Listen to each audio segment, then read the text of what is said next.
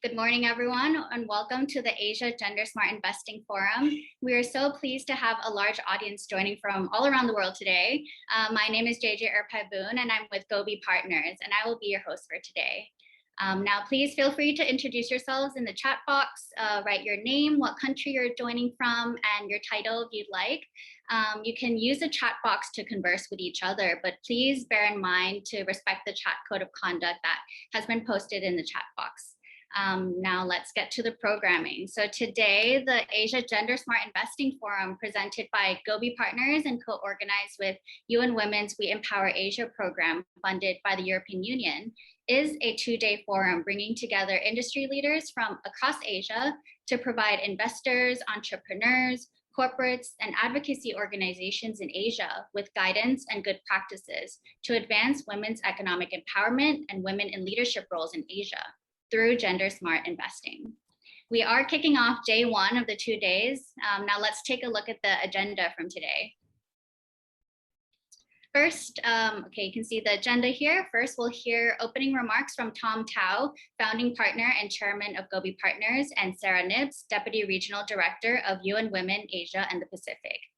Then we will hear a keynote speech from Vicki Saunders, founder of SheEO and advisory council member at GenderSmart.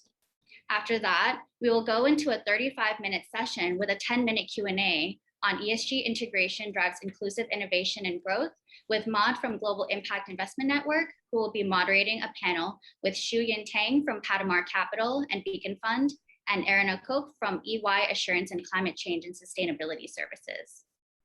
After the first session, we will have a short break from the sessions, and we will feature Cindy Tsao, Executive Director of Alibaba Entrepreneurs Fund, to share her insights and showcase some of the women founders in her portfolio. Then after the break, we will head into our last session for the day, where we'll spend 1 hour and 15 minutes on the introduction to GenderSmart investment tools and frameworks with a focus on women's empowerment principles. We will close out for the day with a sharing session, so hope you all stay until the end. And it'll be facilitated by Shannon and Kalayanamitr from Gobi Partners, and she'll also share what to look out for the next day. Now, for the 2 seminar sessions, please make sure you type your questions in the Q&A function. Questions in the chat box will not be seen by the moderator, so please do feel free to use the Q&A function. Now we'll head into the opening remarks from the co-organizers for this event.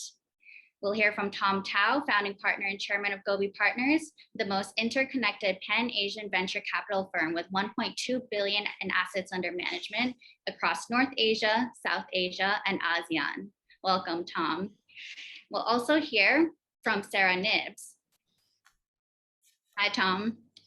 We'll also hear from Sarah Knibbs, Deputy Regional Director of UN Women, Asia and the Pacific, the United Nations entity dedicated to gender equality and the empowerment of women. Tom, the floor is yours. Hey, thanks, JJ. And good morning, everyone. As JJ said, my name is Tsao, and I'm the chair of Gobi Partners. I'm really excited because today is the first regional platform advocating gender smart investing in Asia. We are very proud partners to be working with We Empower Asia, a UN Women's program in partnership with the European Union. And its goal is to increase the number of women who lead businesses in Asia. We aim to advocate and advance women's economic empowerment and women in leadership roles by jointly creating an ecosystem that champions 1, women entrepreneurs, women-led businesses, and 2, businesses that have a gender lens. As JJ mentioned, Gobi Partners, we're a pan-Asian venture capital firm. We've got about 1.2 billion assets under management across North Asia, South Asia, and in ASEAN. We're headquartered in Kuala Lumpur and Shanghai, and we support entrepreneurs from the early stage to the growth stages. We primarily focus on emerging and underserved markets. Founded in 2002, we've now raised 13 funds, and we've invested in close to 300 startups across the region, and we've nurtured 9 unicorns across the years. Today, we have 13 locations all across Asia. We are a very proud participant of the United Nations Global Compact, and we're a signatory to the Women's Empowerment Principles by UN Women. You know, over the last 19 years, we've backed and invested in some of the most talented, diverse entrepreneurs who have created the greatest social value for underserved markets. And that's very important for Gobi. In fact, we've established an ESG committee with dedicated team leaders who come from different cultures, geographies, and backgrounds, because we want to put ESG front and center in everything that we do. Reason simple. As stewards of this planet, we have the responsibility to preserve spaceship Earth for generations to come. We see venture capital as a tremendous force for good and an opportunity to inspire sustainable actions and solutions, not only across our portfolio companies, but across this bigger ecosystem that we're all a part of. The objectives for today, I think, are quite simple. One, together, through this forum, let's build awareness about the merits of investing in women in leadership and entrepreneurship. Let's promote more investment into women-led businesses. Let's increase the opportunity for women to have access to finance, and let's make sure the business and financial communities become more gender responsive. Finally, let's expand and grow the mentoring mechanisms for women from across our networks, our peers and business leaders, including let's increase access to capacity building activities for the entire community. Now, I know that Gobi needs to do more, but we've already taken some baby steps, and let me share. In 2018, Gobi was one of the first participants in the $1 billion fund, a consortium of VCs that committed to invest $1 billion in women-founded startups. Gobi, we put our money where our mouth is. We pledged $50 million to women founders, and as of today, we've already hit 90% of our pledged amount. Did you know that across Southeast Asia, Gobi's portfolio companies, 51% of Gobi's portfolio companies have women in C-suite positions? Did you know that since 2016 in ASEAN, 68% of our female-founded startups were able to raise up rounds compared to 44% of our male-founded startups? I think that's an interesting statistic. And finally, women founders backed by Gobi are present in diverse markets in Malaysia, Singapore, Indonesia, Thailand, Vietnam, and China. Now I'd just like to highlight some of our, female success stories. Since 2002, we've helped women-founded startups like Lucy Liu at Airwallex reach unicorn status, generated an exit together with Sasha Tan at Faithful, worked together with Norma Chu at Day Cook for a D-SPAC, and finally even helped Christina Surajaja pivot her business model at Travelio during the pandemic. Just recently, some of our female entrepreneurs in the spotlight include Peggy Choi at Link, who just raised a $29 million Series B. Jasmine Loa at Recommend, she raised a $4 million Series A. And finally, Sarah Tong at Big Bang Academy. She just raised seed funding from the Alibaba Entrepreneurs Fund. I also like to give a shout out to some of the groups that we've worked with that support women, such as She Loves Tech, which is based in Thailand, Vietnam, and Cambodia, Karan Das in Pakistan, and Code Girls in Pakistan. Look, I could go on for a long time, but I know I have a time limit. So at this point, I just want to say, let's use the 2 days we have together, really build out networks, relationships over Zoom. And I know we'll be able to see each other very soon. At this point, I want to turn it over to the amazing Sarah Knibbs. So thank you, Sarah. And at this point, I hope to meet you, and I hope you guys all, find great value from this forum. Thank you. Sarah, let me turn it over to you. Thank you so much, Tom, for the very inspiring and energizing opening remark. And thank you for sharing those stories of role models. It's really fantastic to hear about the women that you've been working with. So I'd like to begin by welcoming everyone, and we're very excited to be part of this event today together with Gobi. As you know, gender equality is the key to economic growth, and women must be part of the economic ecosystem. COVID-19 has only exacerbated gender gaps amongst economies, with increased instances of gender-based violence, women's exit from the workforce, and the overburden of unpaid care work for women. So supporting women's businesses will be essential as economies begin to recover. But women-led businesses remain largely underfunded. We know that only 9% of total private equity and venture capital funding in East Asia actually goes to female-led companies. And it's estimated that the finance gap for women-led MSMEs in East Asia and the Pacific is as high as $1.2 trillion. But investors are increasingly recognizing gender-smart investing as a strategy to create value while advancing gender equality. Gender-smart investing can increase women's economic participation, can promote women leaders, can drive financial inclusion, and can substantially improve the lives of women, girls, and their communities. It's also very positive to see that gender-smart investing is on the rise. The number of gender lens funds has quadrupled in the last 4 years. Globally, around $4.8 billion was raised in 2019 with a gender lens across private equity, venture capital, and private debt vehicles. It's a really notable increase from 1.1 billion as recently as 2017. And we know that these figures are continuing to rise. More fund managers are investing with a gender lens in emerging markets, including here in Asia. These strategies can enhance a company's competitiveness, strengthen its supply base, improve its human capital, and help build an overall enabling business environment. In doing so, investors can then unlock opportunities for increased profit, growth, and innovation. In fact, a recent study has found that women-owned startups generate twice as much revenue per dollar as startups led by men. So investment in women boosts economic development, competitiveness, creates jobs, and contributes to overall GDP.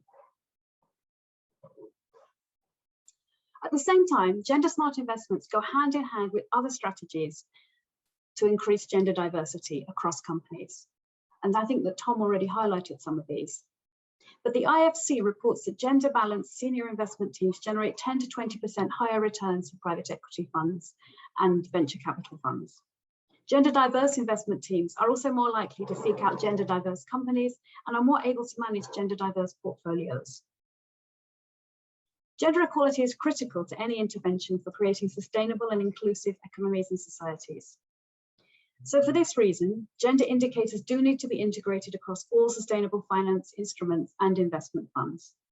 After all, we can really only consider investing to be sustainable if it considers whether it is addressing the needs of 50% of our society and of our economy in the future, we hope.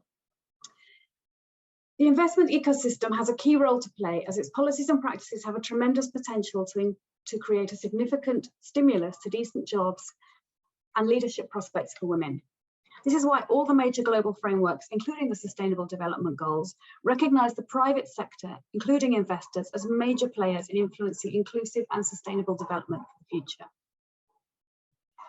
In closing, I would like to take this opportunity to once again thank the EU for their continued support in ensuring women's economic empowerment, and especially their own investments in the We Empower Asia programme, which is co-hosting this first ever Gender Smart Investment Forum in Asia.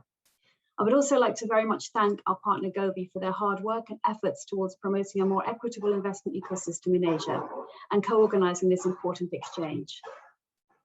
And finally, I would like to thank very sincerely all of the engaging and inspiring panelists and speakers that we have the opportunity to hear from today, and all of you, the participants, for making gender lens investing an important means to create a more inclusive and sustainable economy in Asia.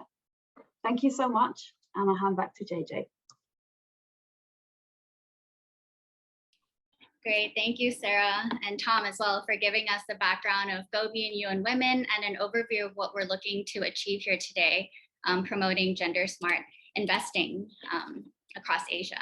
and why this partnership was formed to bring our audience our exciting program here today. Next, I am pleased to introduce our keynote speaker, Vicki Saunders. Vicki is an entrepreneur, award-winning mentor, advisor to the next generation of change makers, and leading advocate for entrepreneurship as a way of creating positive transformation in the world. Vicki is the founder of #Radical Generosity and SheEO, a global community of radically generous women supporting women-led ventures working on the world's to-do list. Vicki has co-founded and run ventures in Europe, Toronto, and Silicon Valley, and taken a company public in the Toronto Stock Exchange. Vicki, we are pleased to have you today, and the floor is yours. Thank you so much, JJ. Hi, everyone. Thanks for the great intros, Sarah and Tom. Really looking forward to seeing stuff happen in the chat, so please ask questions as we're going through things.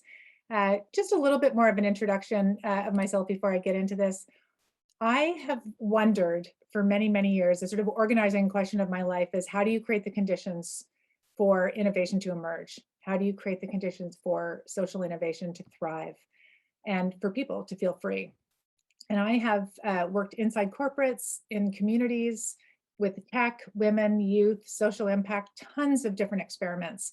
And I've been one of the sort of founding members of the GenderSmart, gender lens investing space, and one of the field builders for many, many years. And as I thought about what I wanted to bring to you today, I want to start with a story of an incredible business run by women and share the founders' motivation and their funding journey to bring you into the mindset and focus of women-led ventures and gender lens investing. This is a little bit different. So let's go into the storytelling mode. So I'm going to introduce you to Rebecca and Kate, and they run a company called Better Packaging, which I just put into the chat. And they're passionate about the environment. They witnessed environmental destruction and how we have been reaping such a mess around the world, and they really want to be part of the solution. So as they research plastics and ocean toxicity and landfills and sources of waste, they settled on one area of opportunity. They wanted to find a better way to send parcels, so courier packaging. It's all sent in standard virgin plastic mailing, and they wanted to create the first home compostable mailer. There was no product on the market like this that was compostable at home when they started. And the amount of packaging that goes into landfill is just horrible, and it's been so much worse during COVID.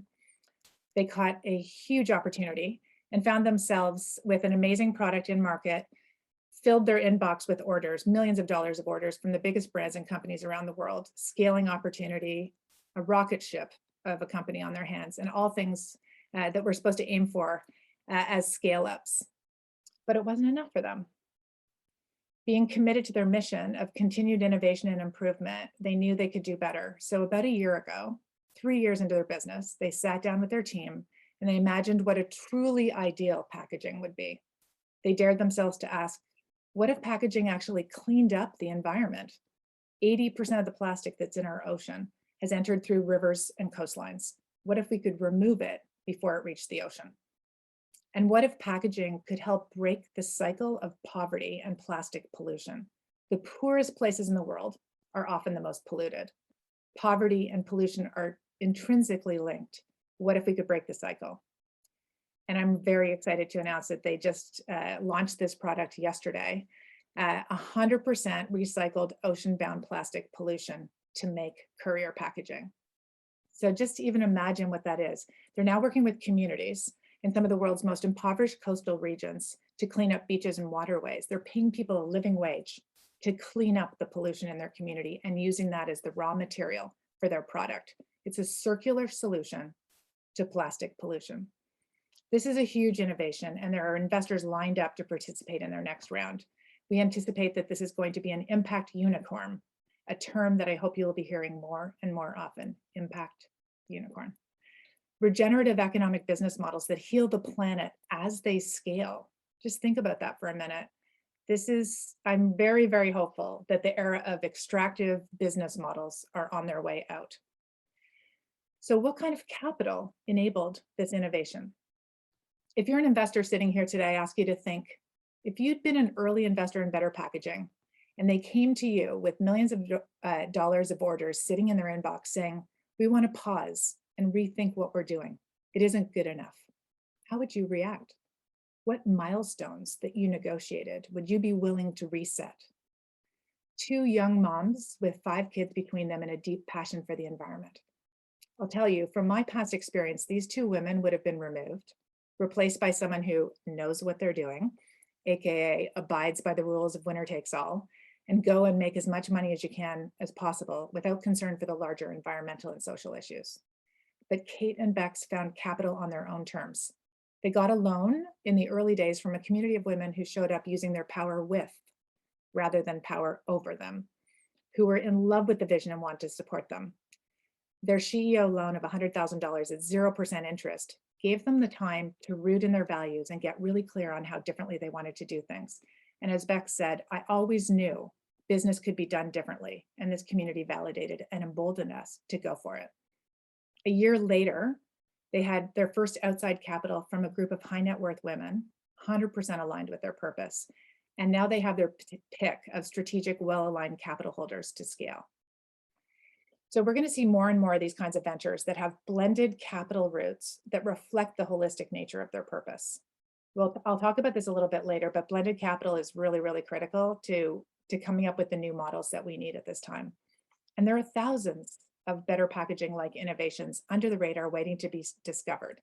They're in your community, often disconnected from your existing pipelines, quietly working on new approaches to shatter our thinking about how things can be done. We see them every year in our applications at SheEO. So why don't we notice these companies in our current approach? And why does everyone talk about where's the pipeline when it comes to women? And how can Asia leapfrog other nations to realize the economic potential and societal impact an inclusive strategy can offer? Let's go to the global level for a sec. I want to just give a bit of an overview on what's happening with global lens, gender lens investing. We heard earlier, 51% of the population receive less than 2% of the capital. This is statistically impossible to occur without massive bias built into our systems and structures and our minds. We are deeply conditioned not to trust women despite all the evidence. And the economic opportunity of equality is staggering. McKinsey's research found that advancing women's equality in Asia Pacific would bring $4.5 trillion of GDP. You've heard these numbers before. For the past 10 years, thousands of studies have been conducted showing women are more capital efficient, make better returns, are risk rational. Despite gaps in funding, female entrepreneurs generate more revenue than their male counterparts. We just heard earlier from Sarah, a BCG study found that for every US dollar invested, women-owned startups generated 78 cents in revenue compared to men who were generating 31 cents. So double plus the amount. The business case is clear. We don't need more data. None of the studies that are out there have changed behavior. We talk about this a lot in the GenderSmart community. The only places that have really gotten traction focus on the moral case. So here's a question for you. Do you want to live in a world where half the population's ideas, innovations, and breakthroughs are put to the margins and ignored? This is the question. Gaps in pay and funding driven by limited access to networks, conscious and unconscious bias, disproportionate care responsibilities, plus disparities in education, healthcare, politics, and legal rights are stifling potential to significantly boost worldwide GDP. Additionally, pandemic has had huge impacts on gender equality progress. As we look ahead, we really need to recalibrate our global systems and promote gender lens investing with a focus on parity, purpose, and power. There are now 200 gender lens investing funds globally. They cross the capital continuum from VC to private equity to debt. They range from seed around 100K to $1 million to growth stage over $100 million in all sectors: healthcare, education, agriculture, fintech, femtech. Women are increasingly partners in these venture firms. 50% of the firms have 75% or more women partners. This really makes a difference. The upcoming Project Sage report, have a look at that. It goes out and it documents all the funds. It talks about what the metrics are that people are using. There are different investment approaches. There's a lot of really good learning in there. So Project Sage is coming out in the next couple of weeks.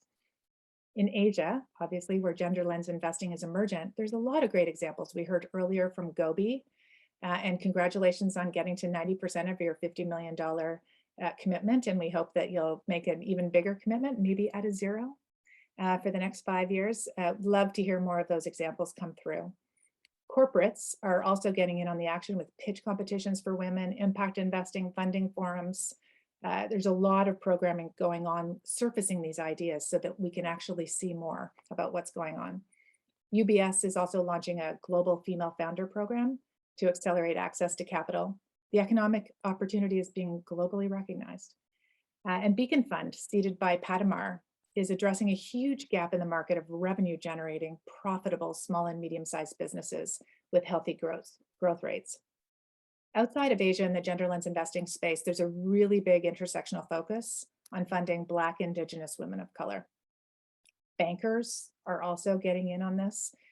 We saw the first women's bank in Chicago launch. Tired of waiting for existing institutions to see the opportunity, women are doing it for themselves. And COVID has really opened us up to a new reality. 0% interest loans have become a thing as governments sought to stabilize economies and work closely with financial institutions. We see this with our own organization. Last year, we do 0% interest loans across 5 countries. A bank in Canada matched our 0% interest loans with no collateral. Yes, you heard that right. There's so much experimentation going on. It's really quite fascinating. The way that we currently do things is not the only way that we can do things. So we're seeing lots of new organizations emerge and really, really questioning and pushing through what we're agreeing on as the status quo to do things differently. And we're also seeing countries in Asia recognizing that the funding approaches that we're taking often are creating more inequality. And that is leading to more outrage and protest. And we're going to see it start to tear apart society. So we're seeing people trying to unravel this inequality. So again, innovation around how we're doing this financing, getting capital to those who've been put to the margins is a really huge component of it. We heard a little bit about COVID earlier. Obviously, it has impacted women so much more than men. And the investment in certain regions has really been hurt by this. 80% reduction in funding for women in the US. All the numbers aren't in other places, but one of the issues is just people were doubling down on where they had a portfolio and of other people they were investing in. They just doubled down on that. And so we saw a backsliding. All of the gains we made in the past 5 years in the gender lens investing space got erased in the last 18 months. So it's really easy to say things are getting worse, but it's not an either or. With the crisis that we're in comes a ton of opportunity. One of those opportunities is women's wealth. We are seeing a huge increase in women's wealth. Women are set to inherit a very large share of $30 trillion that's being passed down from baby boomers, and they're also building wealth of their own. As the wealth management landscape shifts, financial advisors, most of whom are men, are really struggling to accommodate the unique needs of women. We are increasingly looking to deploy our capital to meaningful initiatives and impact investments in ESG. There's a whole trend of high net worth and ultra high net worth women gathering in groups to share their frustrations of what's happening when they try and get their advisors to place their money in ESG and impact investments.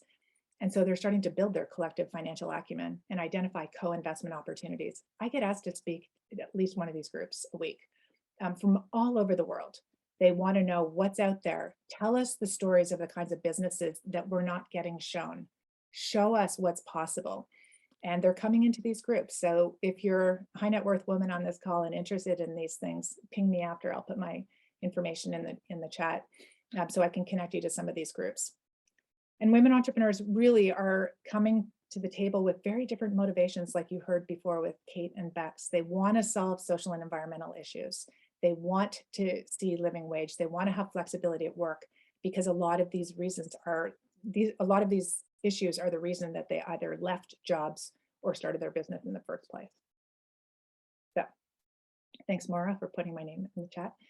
There are 3 key reframes that I want you to consider. And again, some of these things are non-habitual. So we'll just breathe through this. We really need to start doing different things differently and get out of our comfort zone. So number one, not every business is destined to be a unicorn. We need to broaden our definition of success. We are living in a mono narrative that tech equals innovation and that we all need to just go big or go home. But 90+% of companies are small and medium-sized businesses. They create jobs at a more organic pace and connections and relationships in communities that build stability, and they provide a solid return in a low interest world. Consider this statement from Beacon's website. So we stepped back and tried to understand the aspirations and needs of female entrepreneurs.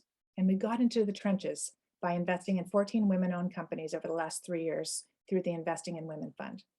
What we learned was that businesses come in many shapes and sizes, growth profiles, and many incredible entrepreneurs have ambitions which do not include an exit.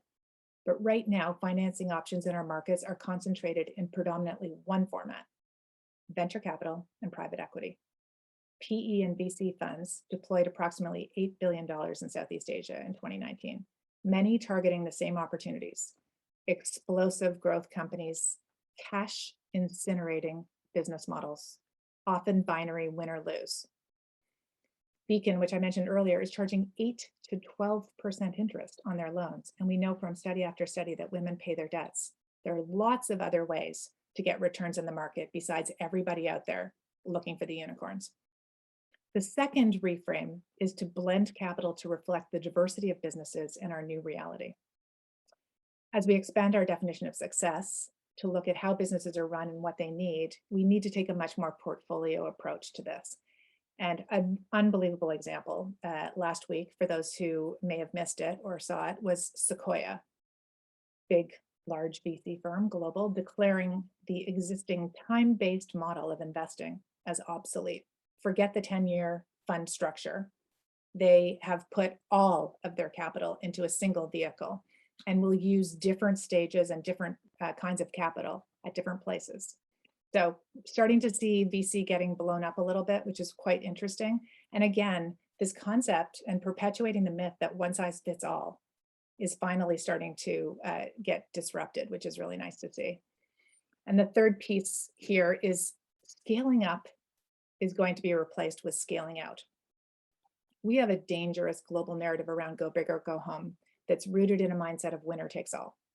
And the impact of scaling up and up and up until every segment of our supply chain is distributed to the most inexpensive market and entangled in a web of global supply issues. We see unraveling right in front of us the massive supply chain issues, which are really just beginning, are caused by our scaling up. So look for network-based, robust, local supply chains, creating new models for scaling out, particularly in food systems. We're seeing a lot of really interesting stuff in that space right now. And even governments are getting much more active. I was just talking to our Minister of Small Business and International Trade in Canada a couple of days ago. And at the G7 meeting, she was telling me governments all over the world are signing up with commitments to women's economic empowerment. And they're coming up with new innovative trade agreements. One of them is called GTAGA, the Global Trade and Gender Arrangement, which is a comprehensive initiative addressing gender and trade. The arrangement aims to promote mutually supportive trade and gender policies and unlock new opportunities to increase women's participation in trade as part of broader efforts to improve gender equality and women's economic empowerment. So lots and lots going on in each of these spaces. I think as we're heading into the next couple of days together, one of the things I would like you to just consider is, it's like two things.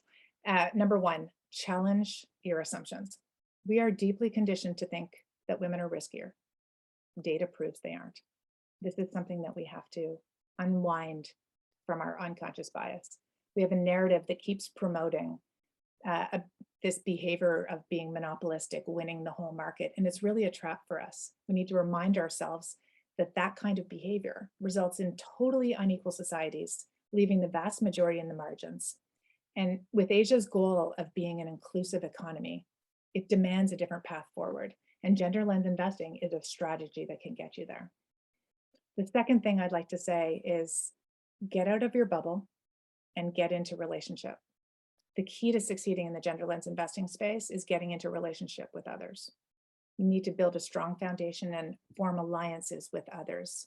Talk to entrepreneurs, listen to them, see what's blocking them from showing up in your pipeline. We need to be in the shoulder to shoulder in the trenches, really understanding this. So over the next 2 days, I would encourage you to find the others and share your experiences, create alliances that will change the conditions for women and all of us to thrive in an inclusive and equitable environment. Thanks very much. Thank you, Vicki, for those inspiring words and sharing us the data, new financing models, and sharing examples of what VCs and corporates are doing, and showing us that gender smart investing is now more important than ever in solving the world's issues and driving GDP. I'd like to recap the 3 key reframes and paradigm shifts that must happen for us to thrive in an inclusive world. I thought that was really insightful. First, broaden our definition of a successful venture. Second, blend capital to reflect the diversity of businesses. And third is to replace scaling up with scaling out. Thank you again, Vicki. We're very lucky to have you here today to set the stage for our 2-day forum. Now, I'd like to move on to our first panel, ESG integration drives inclusive innovation and growth, and also introduce our moderator, Maud Savary-Mornay. Maud brings over 30 years of experience in ESG, impact investment, and international development in the private and public sector in emerging markets. Maud is the founder of Beyond Finance Consulting HK, a consulting company supporting asset owners and asset managers implementing a strategy in impact investing. She is also the senior advisor of Southeast Asia for the Global Impact Investment Network, strengthening the impact investing community and building engagement with institutional investors in Southeast Asia. She's also the member of the investment committee of EMIIF, a fund up by the DFAT to support SMEs and gender lens investing in Asia Pacific. And with that, I'm pleased to welcome Maud to the stage to kick off our panel with Shu Yin Tang, partner of Palomar Capital and co-founder and CEO of Beacon Fund, and Erin O'Coke, partner of EY Assurance and Climate Change and Sustainability Services. Maud, the floor is yours.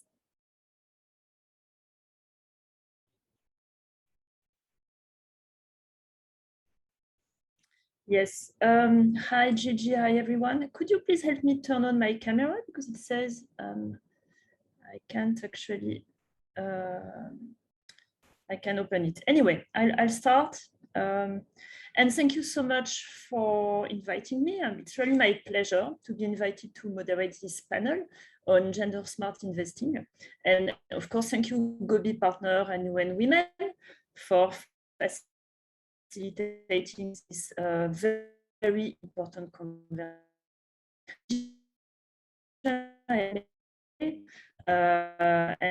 including actually being part of this very. But today we'll be speaking as senior advisor of the GIN, and the GIN is a global impact investment network. It's a global champion for impact investing. It's an organization which is dedicated to increase the scale and effectiveness of impact investing around the world. And we do it by building a community of practice among more than 360 impact investing organizations across 50 countries, mostly asset owners, asset managers, and I'm glad to see some of our members in the panel and in the audience as well. Gender lens investing is a very important part of the activities of the GIN, the Global Impact Investing Network. We run platform, we run knowledge hub, so that our members can share information on their practice. And we also run and maintain IRIS Plus, which is a widely recognized methodology and a system to measure, manage, and optimize impact. Maybe to come back to my own experience on gender lens and gender smart investing, I had basically more than a decade of investment in emerging markets with a leading asset manager in impact investing. And most of my experience has been pretty much focusing on financial inclusion. And financial inclusion at heart, it's really about empowering women with access to finance in Asia.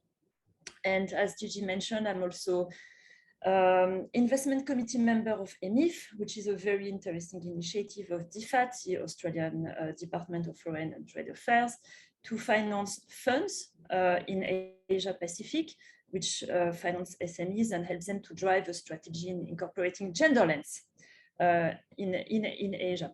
So I'm really happy, really pleased to have the opportunity to moderate this wonderful panel, and you will hear really from very different perspectives, from a fund, from also a consulting perspective, which both represent different parts of the ecosystem. So it's really an opportunity for an exciting conversation on the whole chain of value. And also I'd like to acknowledge that we are the first panel, so it's actually quite important for context setting. And I've been tasked with a difficult mission to give a definition on ESG and impact. Thomas, in his opening address, has actually explained his own approach on ESG, so I won't repeat it. Sarah and Vicki have also given a fantastic example on why gender lens investing. It's, of course, a question of gender equality, but it's also a very smart business opportunity. So it leaves me with the task of defining impact investment and how it relates to other types of investing that you have heard about, ESG investing, sustainable investing. And in essence, impact investing, it's an investment strategy that has core characteristic. And the key feature is that it's an intention. There is an intention to generate positive, measurable, social and environmental impact. And of course, here it's in this context, it's about gender lens investing, gender smart investing, investing towards sustainable development goal 5, which is gender equality. And a second core characteristic, it's about measurement. It's about measuring the outcome of this strategy. And it's really important to make sure it's authentic, that it has integrity, and somehow to avoid impact washing and gender lens washing. So intention, measurement, and management of impact, that's really the key feature of impact investing. There are different approaches, we should acknowledge it. We cannot have a sustainable world without changing the way the world invests. And today we will really focusing on gender lens and opportunities it offers at different stages, from VC to growth company. And also acknowledging that impact investing has more than a decade of track record, but sometimes it's felt as a new way of investing in Asia, and certainly rapidly emerging. So without further ado, I'd like to introduce the two wonderful speakers of today's session. Shuyin Tong, who is co-founder and CEO of Beacon Fund, a trailblazer in gender lens investing, and Arina Koch, who is partner for Ernst & Young Assurance and Climate Change and Sustainability Services. And maybe I'll start with the first question, right? And obviously asking to Shuyin and Arina to introduce themselves and their company, and maybe focusing on this very important question. What is your approach regarding gender lens or gender smart investing? And would you say it's more about ESG, about impact, and why it does actually matter? And maybe starting with Shuyin. Thank you so much, Maud, and to the organizers for convening us here today. Yeah, full of energy after listening to Vicki, and hopefully we can continue the rich discussion. So I'm a partner at Panama Capital. We're a leading impact investment platform in Southeast Asia. I'm based in Ho Chi Minh City, Vietnam, and I lead our Vietnam office as well as our firm's gender lens investing strategy. And also pleased to be one of the founders of the Beacon Fund on the Panama platform, which you heard a little bit about from Vicki earlier. And I'll go back there again later in today's panel. To Maud's question, I think we as a firm, and I think also me personally, we definitely had to go through our own learning journey with GLI, right? And I'm still learning, we're still learning. I think to share, and maybe a common misconception about GLI. So I think for me, I thought initially that it was about investing in female entrepreneurs, right? And, I think now I've learned that that's a very important part of GLI, but one facet only. So what does GLI mean to us? So for us, it's a strategy that incorporates gender analysis across the investment process to advance gender equality and better inform our investment decisions.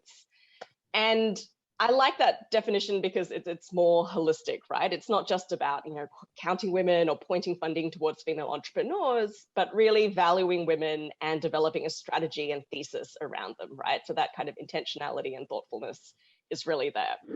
And then the second piece is, I think we've touched on it several times already this morning, right? But it's not just about gender equality, but it's also about getting to better investment decisions. And, I think both parts of that message, the moral case as well as the economic and business case, are really critically important, right? And I think we emphasize both of them equally in our discussions. You would have heard that, so yes, gender lens investing has many lenses, right? It's about investing in women-owned, women-led businesses, definitely. It's also about investing in products and services that benefit women. It's about promoting gender equity in the workplace. And maybe this one isn't often talked about as much, but it's also about changing and influencing who makes investment decisions and how these decisions get made, right? And changing some of the power dynamics in the investment ecosystem. And, I think, again, to kind of Maud's question, depending on your fund's focus, you might actually emphasize one or more of these different themes, right? But ultimately, it comes back to incorporating gender analysis in different ways across your investment process. And maybe, I'll just speak briefly about, our own personal experience doing this and the way that it shows up in our different funds to make that a little bit more real and tangible for the audience. So for Padma 1 and Padma 2, these are essentially impact VC funds in Southeast Asia. And gender is one of the many lenses in our funds here. So we have a set of questions or conversation starters that we use, which are all about gender, and we use these during due diligence very actively, right? It's not a checklist. It's not about like, oh, how many women do you have on your management team or anything like that. But it's really a tool to better understand, what are some of the gender dynamics at the company, right? Whether it's in the customer base of that company, whether it's in the HR practices, the management team, composition, et cetera. And, happy to give some examples later of how we do this.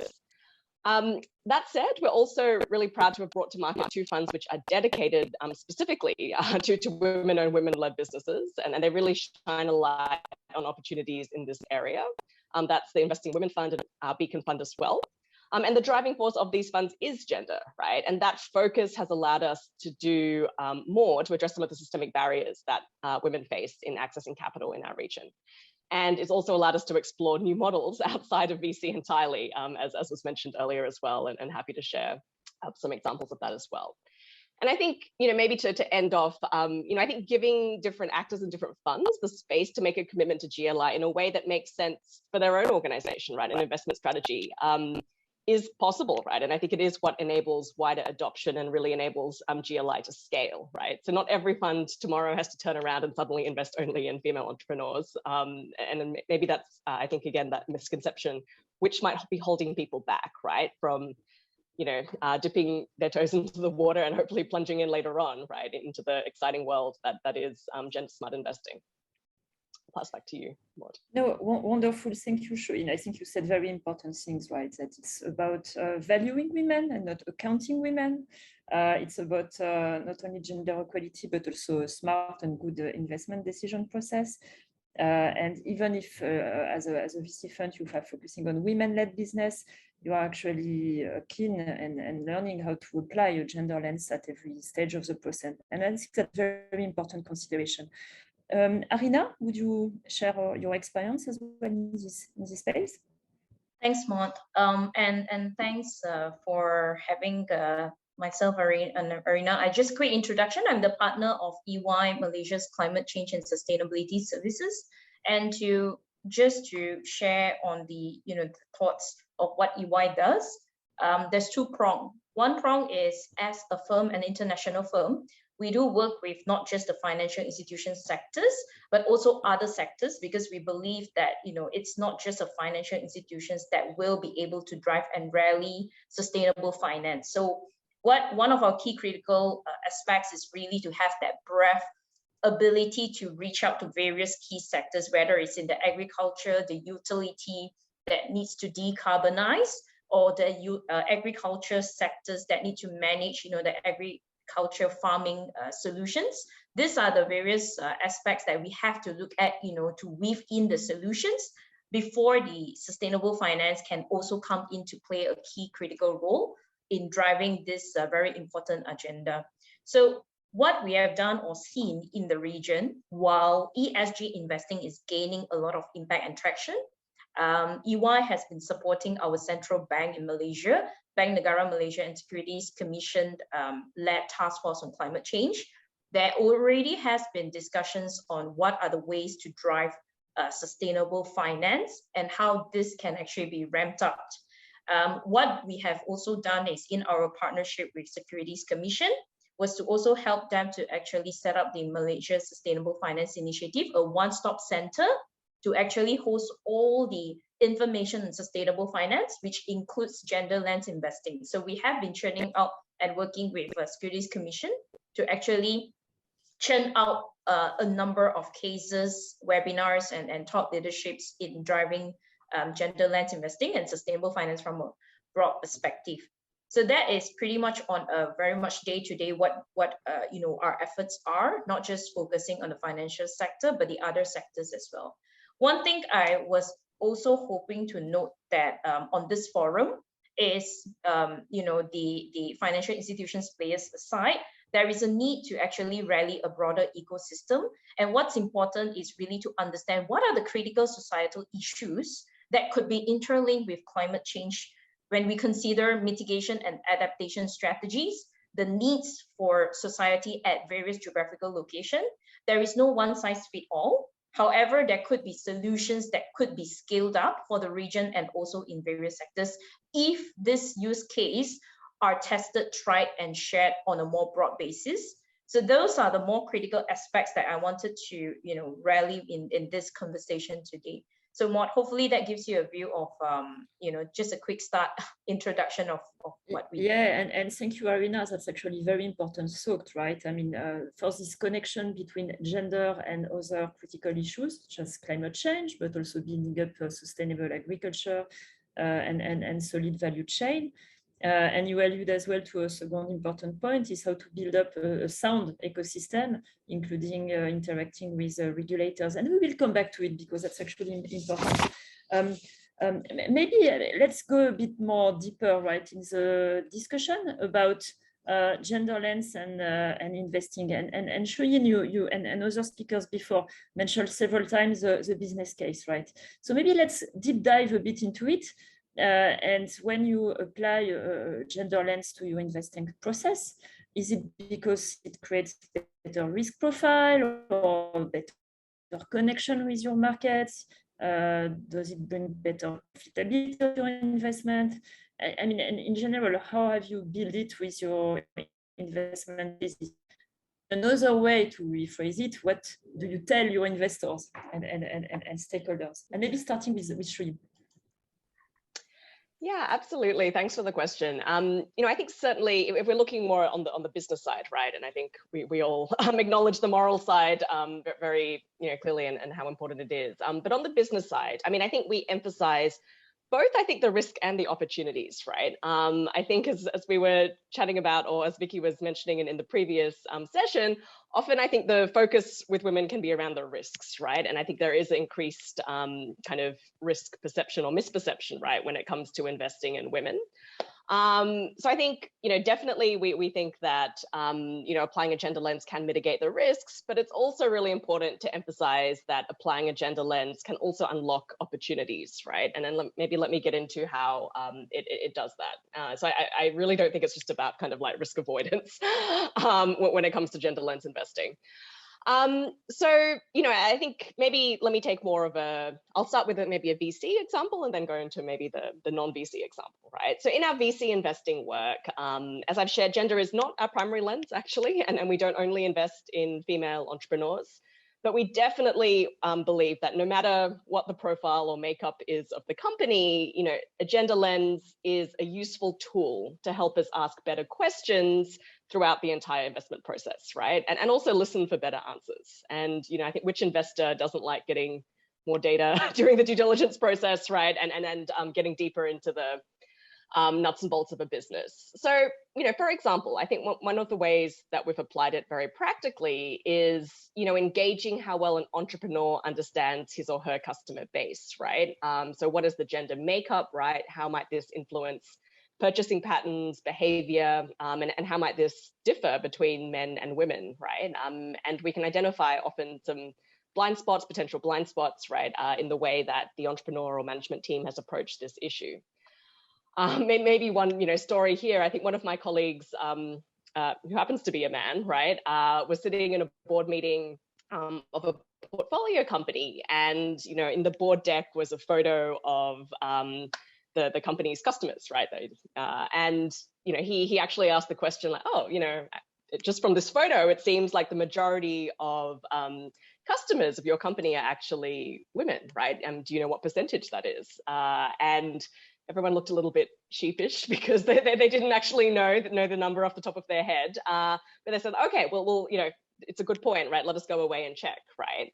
And that small question, I guess, which might seem very trivial to some, but it was actually the starting point of a deeper journey where the company really began to realize what the implications are, right, of having such a significant proportion of its customer base as women, right? How could they better think about their product design to really target female customers, their marketing messages, right? You know, and these are very critical questions as an investor, right? I mean, it really gets down to our favorite aspect of customer acquisition cost and lifetime value, right? And how do you really optimize that? And actually applying a gender lens, right, and really knowing your customer inside out is a critical part of that. So maybe that's just one small example of how it really does come up in our conversations, right, at board meetings and so forth as well. So, you know, to recap there, I think, you know, in these cases, as we do due diligence, right, I mean, it really uncovers different opportunities to reach different customer segments, right, and any potential risks, right, that we might have from not understanding different dynamics of our customer base. I think the other way, I think, and maybe another like significant opportunity that gender lens investing has opened up for us is really a whole new fund, right? And a whole new perhaps model of investment that we were not as familiar with before. So historically, we're focused more on venture capital type models. And it was actually through gender lens investing that we realized this opportunity outside of the VC, you know, the VC universe, right? So I think not to say that VC is not a great investment strategy. I think it is for a certain type of businesses. I think what we did notice was that there were a lot of, you know, profitable, more like sustainable growth types of businesses, which we've been talking about this morning, which actually do not fit that VC profile, right? And one of our big focus areas on our, you know, in our gender lens investing strategy over the past couple of years has been like, how do we actually design a financing model which can tap into this, you know, huge opportunity? Because I think as we've been talking about, you know, more than 90% of companies are actually more like SMEs, right, rather than high growth startups. It's a huge opportunity out there to be tapped, and it was actually gender lens which shone a light really on this unserved market, right? And we launched a fund around it, the Beacon Fund as well. So I will leave it there. I could talk much longer about this topic, but I know we've got a very tight timeline for this panel. No, but thank you, Shoyin and Luca. Many extremely important and interesting things. I just keep in mind somehow what should be a low-hanging fruit, right? Just connecting with your customer, know them better, and particularly if your customer are women. And also you allude to different type of measuring success as well. And of course, there are unicorns, but you have also SMEs with steady growth. And that's also an opportunity for investing. Arina, earlier on, you mentioned this intersection, and again, talking about risk and opportunity at the same time between climate and gender. Would you elaborate a bit on it? And we know that women definitely take the brunt of the climate change today, particularly in Asia Pacific, but they're also a very important player when it comes to finding solutions. So what are your thoughts on that? Thanks, Maud. So the way we approach things is always to look from a supply and demand context. When we talk about the supply and demand, what we are facing, at least for the region now because of COVID, is really the restriction of movement. And for Malaysia specifically, it's very clear that for now, the two key things that our businesses are facing are cash flow management, but also the the limited amount of workforce. So we're having workforce shortages. But on the same time, when we look at the other aspects of availability of workforce, we do have unemployment rates for women, which are also significantly higher than male proportion in Malaysia. So these two are, what are the key solutions is really to drive how to enable women to enter or re-enter the workforce, to also address the current gap in terms of the workforce shortages as well. Now, the solutions need to be very critical. It needs to be also considering the landscape and background of the women who have not re-entered the workforce, because they are principally the key people that would need to manage the family during the lockdown situations as well.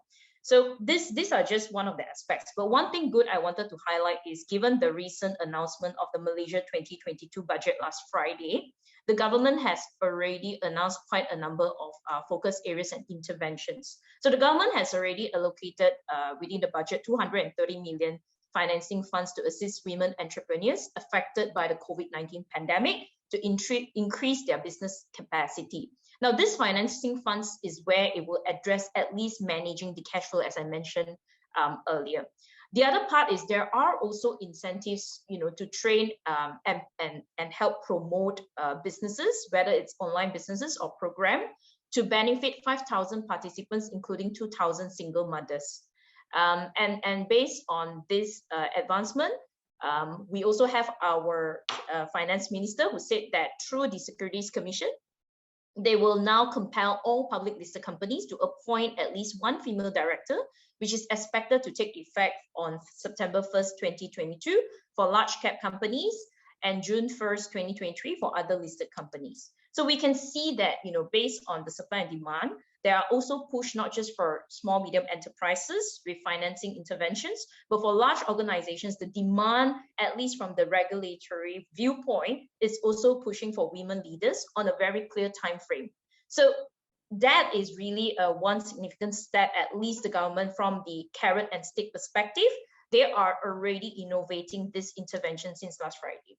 Now, the question is in the details. How do we then take this forward? Because having the policies and regulations in place does not resolve the issue if organizations are not joining hands to see how they can actually enable and build up the talent and capability aspects as well. So the demand is the aspects that we need to have clearest statistics. We need to actually rally more organizations to go down to the granular detail to bring up the capability to actually provide, for example, the childcare support, nursery intervention and all, to enable the ecosystem of this, to build up that capability and to meet the demand that is now very much driven by the regulators as well. So a lot of this, as I mentioned, requires coordinated and systemic approach, but it requires even more partnerships and data to support the advancement. So one thing good is at least we do see the government has already started to take more proactive stance in how to actually put a time frame or time-bound advancement on this agenda. So maybe, when it comes to the intersections to climate change, we do know that any funds allocated to key projects, when there are agenda, lens or consideration data connected to the funding mechanisms, it will rarely further impact. So one of the avenues when we are seeing how these are going to play out in not just Malaysia, but the ASEAN market, is for all, not just PEs and VCs, but all the financial institutions who are looking to invest. We do anticipate them to actually start and enhancing on the way they look at ESG. And gender and diversity is one of the key components in the ESG investing framework. So be it even if they need to go on, to enlarge their thematic investing into renewable energies, adding on the additional layer of diversity and inclusiveness would give them a clear advantage and value proposition as they enter the market. They will have better impact and better, I would say, outreach as well as partnerships in this space as well. Arida, you mentioned the role of data, and actually it is a great segue to my next question. And by doing that, I'm also addressing a question asked in the chat on tools and use and data. And maybe, Shuyin, you could explain a bit how you use data to better understand your impact and how it's integrated in your management process to actually inform your investment decision. And of course, in the context of gender-lens investing. Sure. Very interesting question. I think always have to cover off around kind of the impact management and data points, right? So big thank you to Jin and Iris Plus, because that's actually what we use or we draw on very heavily to craft our impact management and measurement system. So I think for the audience who might not have come across it yet, Jin has a really great set of tools and metrics, right, that impact investors and other investors, right, who might not necessarily consider themselves impact investors, can use, right, which is, I think, at least one of the primary kind of standardized formats, right, for measuring impact in our industry. So I think it's super helpful. And they also have a specific theme around gender lens, right, which we've also drawn on very heavily as we develop our own framework. So at Panama, I mean, we have a set of, fund level strategic metrics. And we also have a set of metrics which we track on a portfolio company by portfolio company level. And they're crafted and tailored specifically for each portfolio company, right? Recognizing that what we invest in is often pretty different. Fund level strategic metrics, I think we have some of the, so-called usual suspects, right? In terms of, the number of women-owned, women-led businesses that we might have invested in, the number of women who have been directly impacted through the fund's portfolio companies and so forth. But I think one of the things that we found which is maybe a bit different, right? And that we really wanted to capture is also the customer satisfaction and advocacy of our entrepreneurs, right? Or net promoter score, for those who are familiar with that metric. And why do we do that, right? Because, I think we're aware of, I think, some of the power dynamics in the investment ecosystem, right? And the power that investors have, generally speaking, when it comes to dealing with entrepreneurs. And we really genuinely want to deliver a better fundraising process, right, for entrepreneurs. And I think the only way to do that is kind of ask the customers how they feel and what they think. And we do collect that after both kind of or in interactions where the entrepreneur actually does not receive funding from us, and also where they do, right? And really try and understand what can we do to make our process better, right? And so I think that's quite unique. I'm not sure that I know many investment funds who actually collect the feedback in quite that way, right?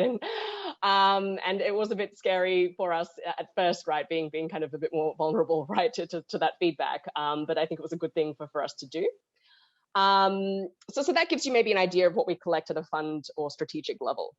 At the portfolio company, what we're really trying to understand is the relationship between financial performance, but then also, gender as well as impact, right? And there's this, set of metrics that we collect for each portfolio company based on Iris Plus in each of those dimensions. We notice actually there's a pretty significant data gap here, especially for the types of deals or investments that Beacon focuses on, so the SME segment. I think for VC deals, you go to Crunchbase, you go to Venture Cap Insights for all the latest data, right, on funding and the profile and the makeup of all of these different companies. But for SMEs, that data set is a lot less rich, at least what we've found so far. So I think for us, it's really important to actually collect a pretty robust set of, financial, gender, and impact metrics for all of the companies we look at. Again, right? Not only the ones that we invest in, to really build up the data set of this space, right? To really have, a better sense of, what really are the kind of, growth, profitability, liquidity, leverage, all kinds of different metrics, right? For this data set, also split by gender, right? Split by impact theme and sector, to really add to that conversation, right? I think, again, try and make that business case, right? And I think there's already a lot of data, right? I think we know that, but I think to add more Asia-specific data, SME-specific data to the data set is part of what we hope to contribute as well. Wonderful, Shuin, and thank you for sharing your experience and your journey as well, right? And thank you for mentioning Iris Plus. For those who are interested, I've indicated the link. It's a public good. You can open an account. It's free, so please use it. And GenderLens is very, very developed. I think we are almost at the end of our session, so I'd like to keep a bit of time for questions and answers. There is one on, and I guess it could be very interesting to have Arina and Shuin perspective on it, related to career switch to impact investing or sustainability related fields, and any advice we could provide to them. And maybe I would extend also this question, taking a step back, and maybe Arina also, as you are very deeply involved in conversation with regulators and governments, what could be their role as well to build up the ecosystem in GenderLens, but also in building up more practitioners in ESG and impact. So I take this question and take a broader angle as well. Yeah, that's a very good question, Maud, because over the past 12 months, we do see a ramp up of questions of how can not just women, but also professionals come into the space of weaving sustainability from a technical viewpoint and see how they could contribute to, what we are very commonly talked about is the United Nations Sustainable Development Goals. Everyone has a role to play. And the question then is, how can they then take on proactive stages to actually enhance and inbuild within their careers? So within our, just to give a hands-on experience within our team in climate change, we have lawyers who study the background on human rights. We do have health and safety officers who understand the challenges and risks in conducting the day-to-day work, whether it's a manufacturing plant or whether it's at the plantation. We also have engineers who look at climate, understanding what are the nuances when driving green buildings, but also understanding why women are facing the challenges in driving some of these experiences as well. So what we need to do, and the shortcut there's no shortcut to that answer, but I think the shortcut or the tips that I'm happy to share is, as the past 12 months we've moved, there are a number of webinars. If you follow the right leader who are very much actively sharing their thoughts and the advancement, typically you'll come across quite a number of even publicly available sessions that you can actually take on or at yourself, your own time to actually upskill on sustainability thematics areas of your interest, be it climate, gender, human rights. These are things that only going to gain traction. In our discussion with the regulators in Malaysia and within the ASEAN, human rights are going to be top of the agenda, aside from climate change, and solutions would be, to address both at the same time. It's no longer one angle or one lens consideration when addressing this, because financing will now need to consider, financing would now need to request more matrix, combine matrix, and how to actually drive that. So one thing is there are platforms available. The central bank has already uploaded the 6 climate-related risk workshops that EY have also supported to deliver on climate risk, scenario modeling, risk assessments. These are technical available webinars that you can go for 6 workshops.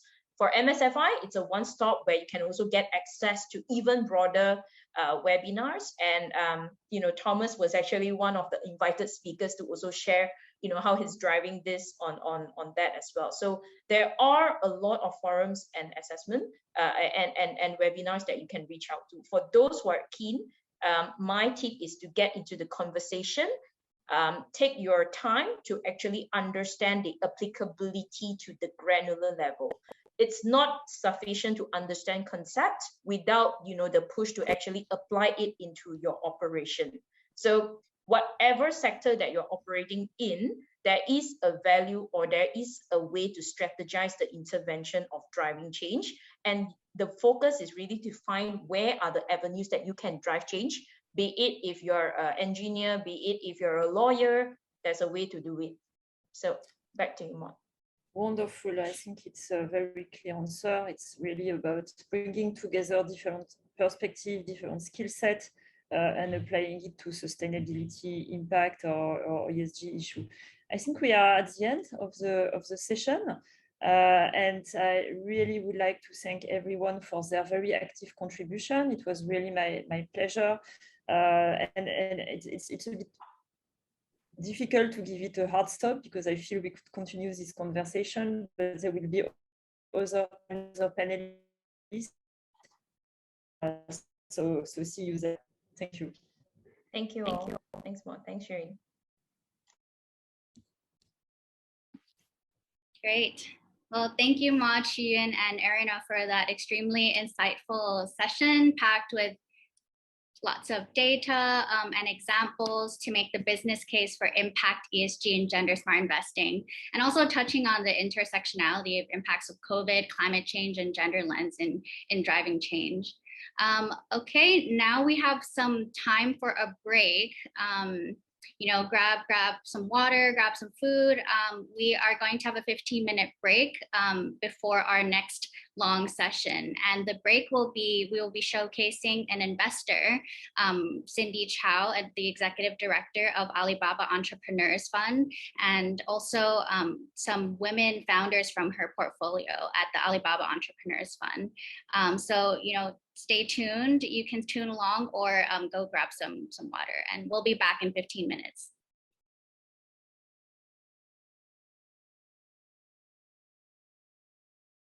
Hi, everyone.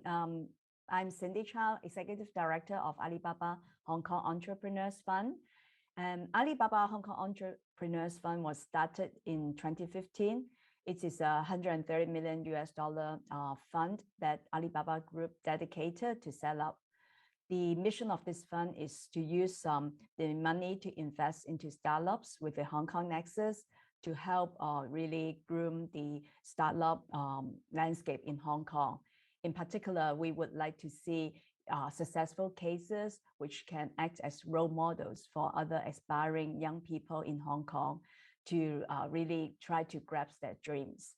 So far, we have invested over 50 companies in Hong Kong. A number of them are unicorns and doing great. And we are sure that we will be able to, share the stories and be able to really encourage more entrepreneurship in Hong Kong.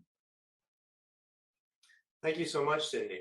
It's always good to see you, and obviously we work very closely together. As the executive director of the AEF, you are quite a role model as for many of the women here in Hong Kong. As a woman leader yourself, what does the term female empowerment mean to you? And how important is it for investors today to be supporting other female leaders and entrepreneurs?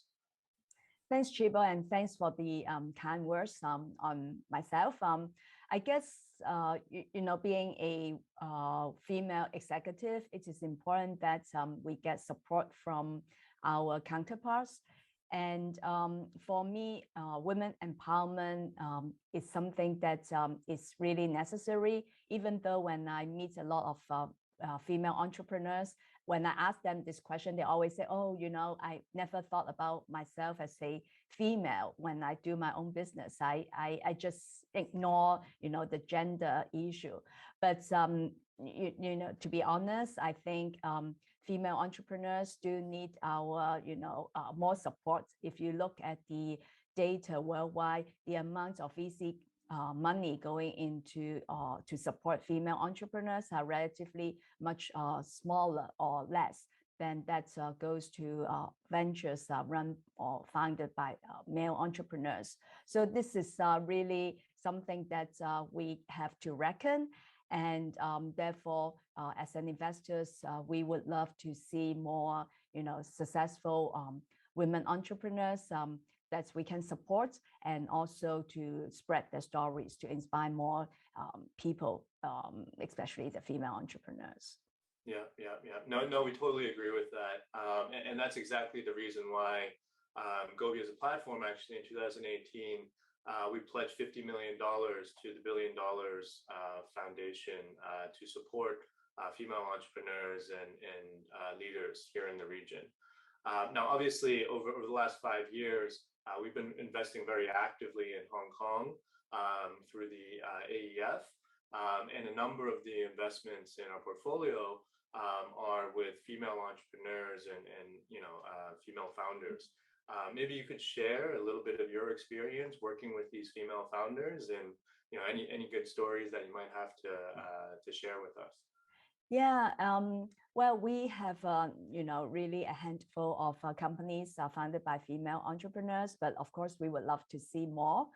And when I work with female entrepreneurs, I find that most of the time they are very passionate about making a change or bringing a value to the community, in addition to having a business that have that real business case. That means they can really make money.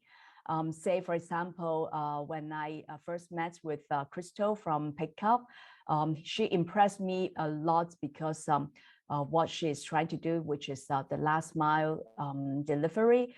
She wants to really help the underprivileged people in Hong Kong, especially those elderly who are, pushing heavy carts of cardboard boxes to sell it for a very little amount of money. And Crystal told me that by having, her business to do the last mile delivery, she wanted to help these underprivileged, especially the elderly, to earn a bit more with a less strenuous, physically strenuous work. This is not, Crystal is one of the cases, and there are also other cases when we talk to female entrepreneurs, they put the value that they can bring to the community above their business model. At the end of the day, of course, they understand that the business still have to make money in order to survive, but having an impact in the community is also something they really, care about. And secondly, I think females are naturally more detail-minded. So most of the time they are more, they do care more about the team, and also building a team that's more, really working. They spend more time on really coaching the team as well. So this is something that I feel a bit different when we interact with male entrepreneurs. And as more and more people are talking about the importance of having a value or a purpose in a venture for it to survive, I do feel that this is something investors to really look into when they talk to female entrepreneurs. No, that's thank you so much for your sharing.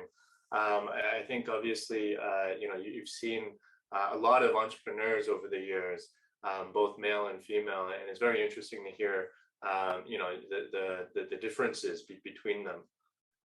So I thank you so much for your time today. I just want to take a moment to introduce the next few speakers as well. Cindy obviously mentioned Pickup from Crystal from Pickup. We also have a number of other female entrepreneurs in the portfolio. Lucy Liu is a co-founder of Erpaiboon. It's one of the fastest growing fintech companies in the world. And she'll be speaking right after this. And finally, Sarah Tong, who's a co-founder of Big Bang Academy. She's also a co-founder, and it's a very up and coming, fast-growing edtech startup from Hong Kong as well. And so, with that, I'll hand it back to the moderators, and thank you everyone for your time. Thank you. Hi everyone, my name is Lucy. I'm the co-founder and president of Erpaiboon. We're a global fintech platform that is transforming the way businesses move and manage money globally. Our mission is to empower businesses of all sizes to grow without borders, and by doing so, contribute to the global economy. As one of the fastest growing fintech players today, we also recognize the increasing role we play in ensuring we build a more sustainable future. The COVID pandemic has taught us the need to become more resilient and to be more prepared for the potential impacts of emerging issues. A key element of that is enabling a culture of resilience and adaptability, and ensuring the safety and well-being of our people.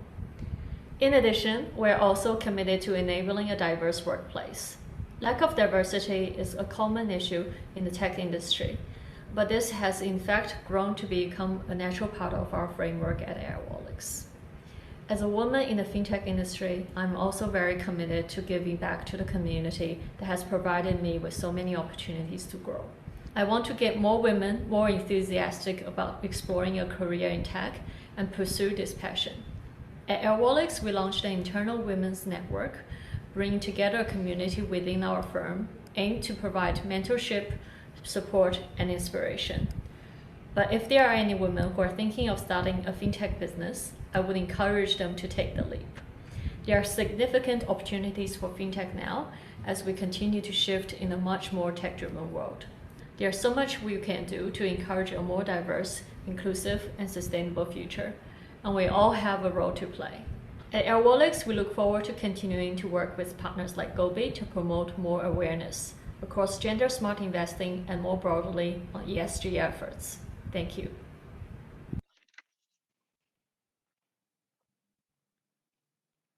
Hi, everyone. Thanks for having me here today at the Asia GenderSmart Investing Forum.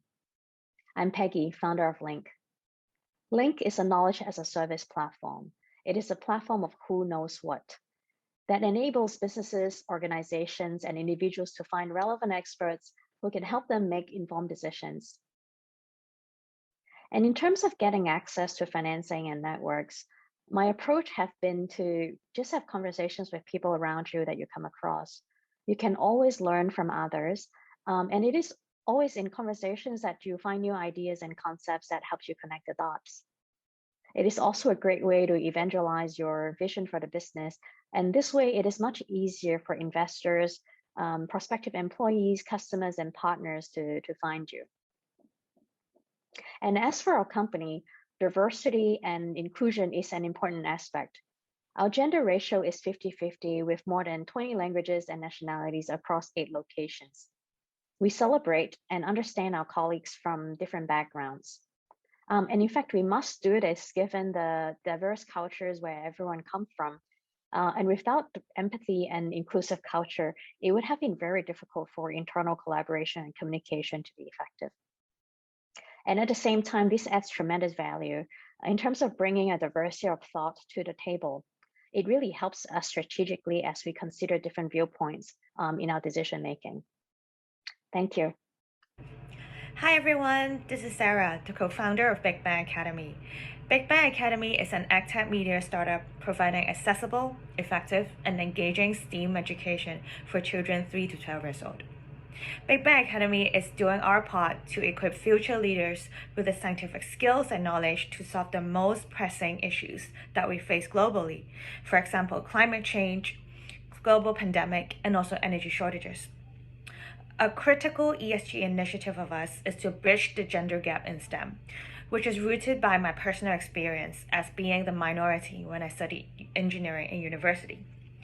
We strive to increase girls' self-belief and awareness towards the possibilities of STEM. We put together girls-only science projects and courses that provide an inclusive culture. We also vet on the content that we create to ensure representation of female scientists and to remove all biases.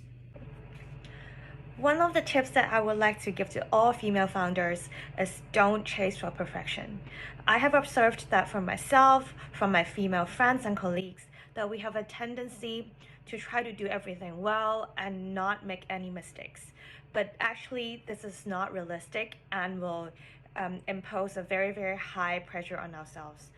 What I've learned from my entrepreneurial journey is making mistakes and facing rejections is actually the fastest way to learn and the way to success. In recent decades, the Asia-Pacific region has made great strides in reducing extreme poverty thanks to vibrant trade and investment. Income and opportunities have risen, driven by innovation and commitment, and women are helping to power this growth. Yet gaps remain on gender equality both in work and in society. The East Asian Pacific region has closed 2/3 of its economic gender gap so far. But to fully close the gap, it could take another 100 years. Closing gender gaps in work and society would add up to $4.5 trillion to the region. To accelerate this timeline, UN Women and the European Union launched We Empower Asia to catalyze business action towards gender equality and increase women's full and equal economic participation in China, India, Indonesia, Malaysia, the Philippines, Thailand, and Vietnam.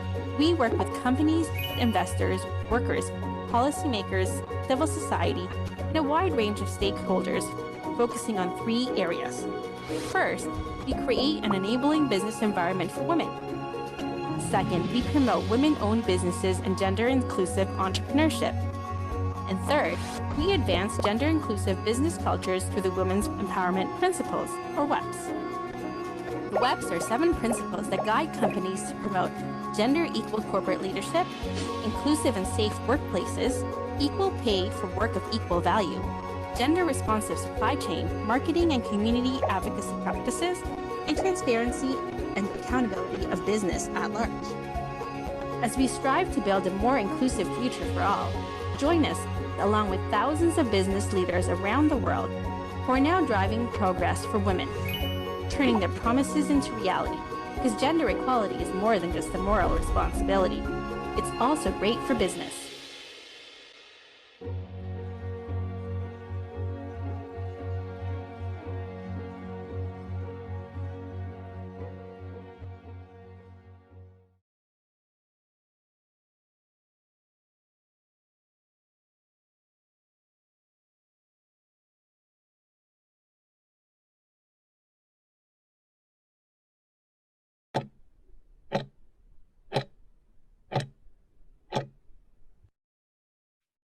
All right, welcome back everyone. I hope everyone had a chance to take a break and listen to the amazing Cindy Tsao, the Executive Director of Alibaba Entrepreneurs Fund, and the incredible startups that are coming out of her portfolio in Hong Kong, AirWallex, Link, and Big Bang Academy. And also got a chance to watch the intro to UN Women's We Empower Asia program.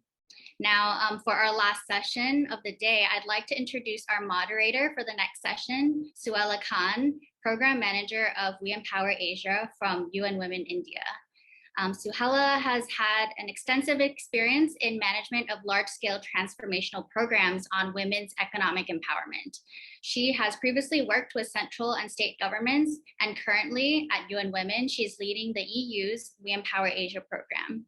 The program aims at enabling women to access business and leadership opportunities in the private sector.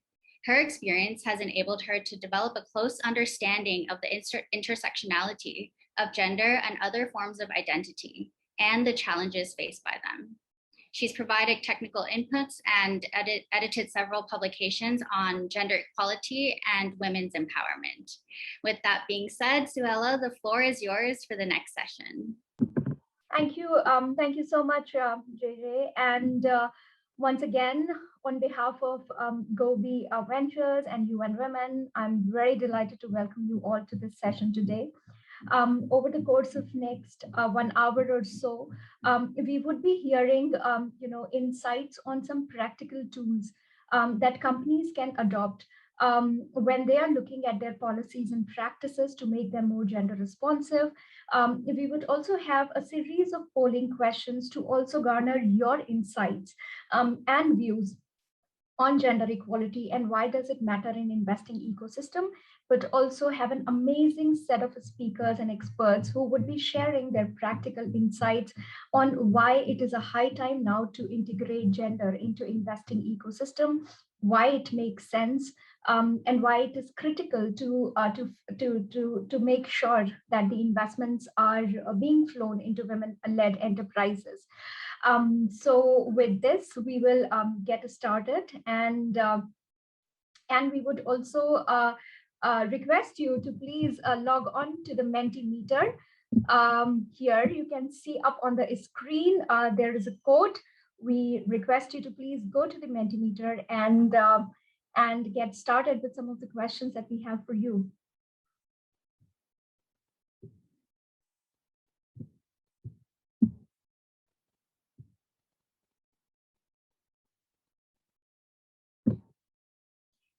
Okay, so if you have already logged in,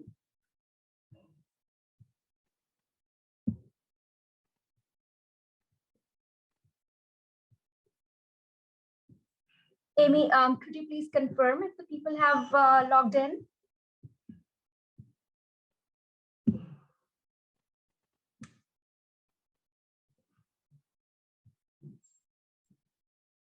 Okay, so you would, okay.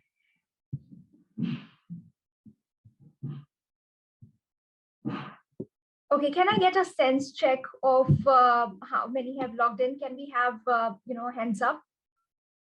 Okay, great. I can see.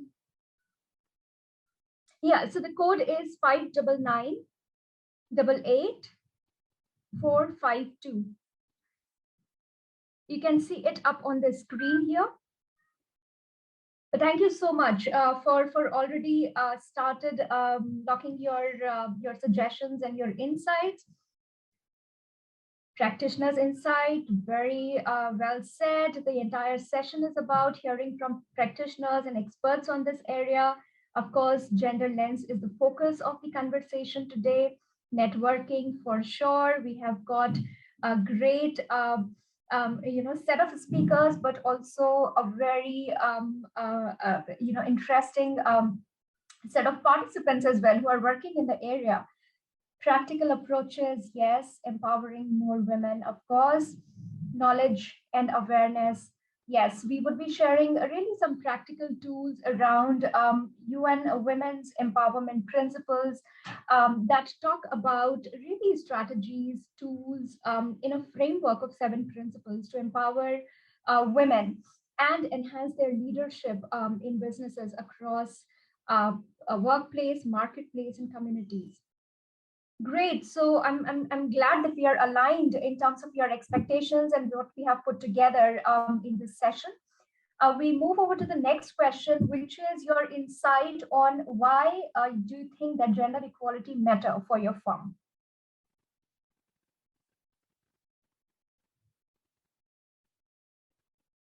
Social equity. Great.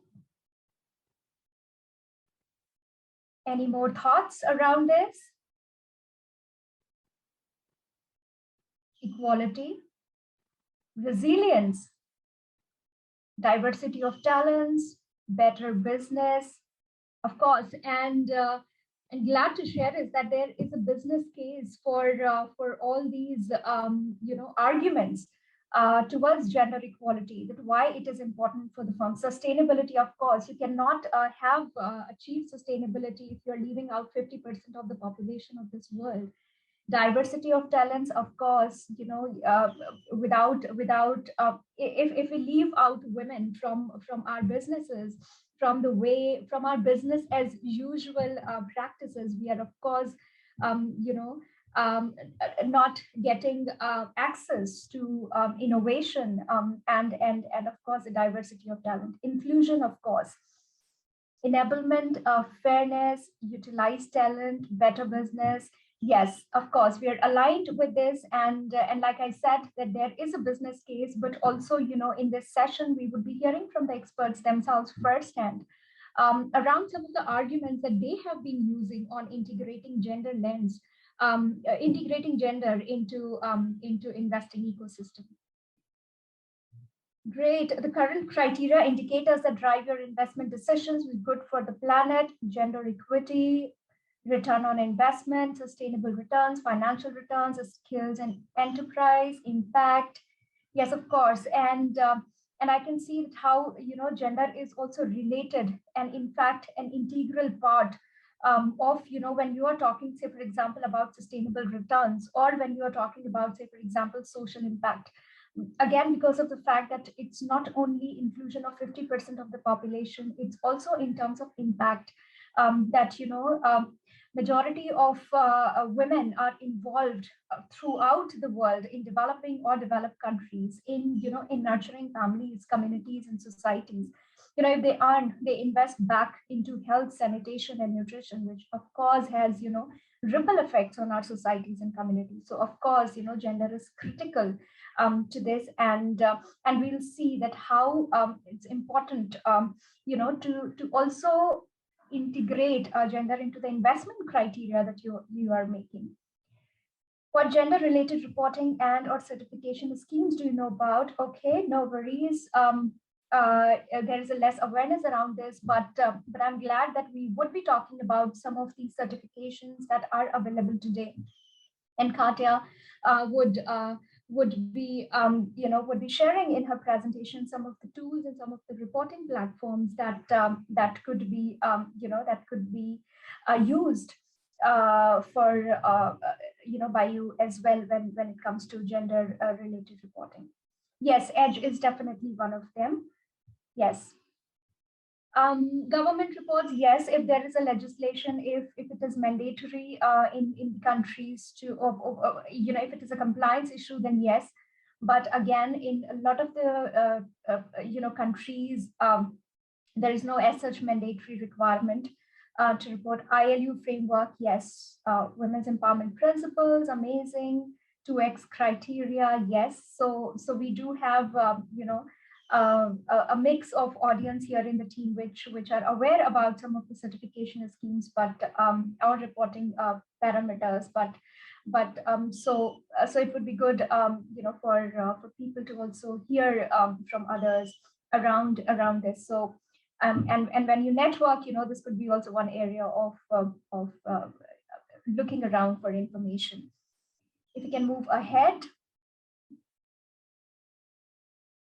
Okay, has your organization made a public commitment to gender equality? Let's see.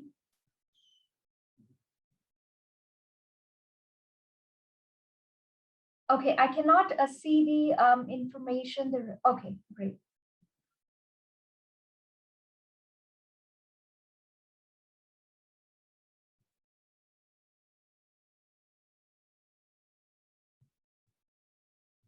Okay, as the polls are coming in.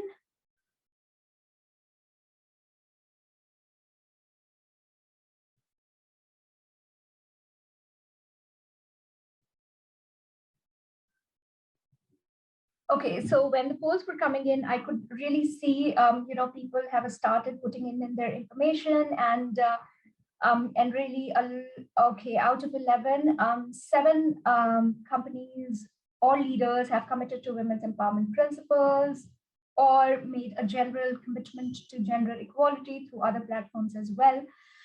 So yeah, so so we really see an opportunity and relevance of the session today, because we would be talking about some of the ways that companies can go ahead and commit to promoting gender equality in a public platform as well, but how then it also translates for you into concrete guidance and action steps in actually implementing those steps to promote gender equality. If we can move ahead, please. What benefits can women's empowerment bring for the investment ecosystem if you are an investor? Yes, sustainability for sure. Inclusivity that looks at all angles. Yes. Future market trends. Of course, this is very, very critical because, and I'm sure all of you are aware that women consumers are, increasing day by day, and they form a substantive numbers when it comes to the consumer base. So it's very, very important to bear in mind these future projections around, not only women in terms of looking at them in terms of end users, but leaders, of course, but also, when it comes to end users aspect of it, they form a critical mass. creative thinking, creative and result-driven views, of course. Thank you so much all for your insights to this. And of course, so we are glad that we are aligned on many of the expectations that you have. Also in terms of reflecting on many of these aspects that you have pointed out here as your insights through the conversation with our panelists today. So without further ado, I would like to invite Katja Frewald, who is the Regional Program Manager for We Empower Asia program at UN Women and Regional Office, to please take us, all of us, through women's empowerment principles and other frameworks. Over to you, Katja. Thank you very much, Zela, and thank you everyone for being so active in the first part of this session, and great to see that we still have the participants from the beginning with us, so still a good turnout. And what I'm going to do, I'm actually standing between you and a really probably insightful discussion between excellent panelists in a second, but I'm just going to get us back a little bit into theoretical context that then afterwards will turn into hopefully a little bit more practicality. I just want to get us back to the things that you have been saying in terms of what expectations are of the sessions, why gender equality is actually such a driver for sustainability, innovation in business. But also we have heard that people are interested, and we've seen this in the session before, on reporting, on tangible indicators, on how can we make this practical and measurable to make sure that we really have a collective impact afterwards.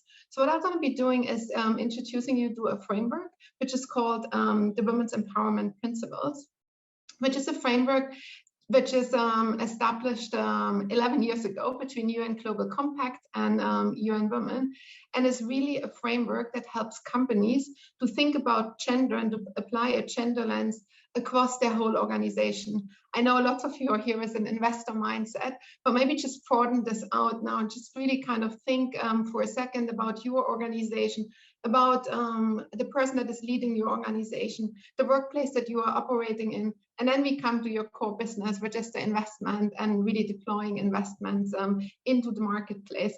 So this is exactly sort of the thinking that the Women's Empowerment Principles are taking, and really having this value chain thinking.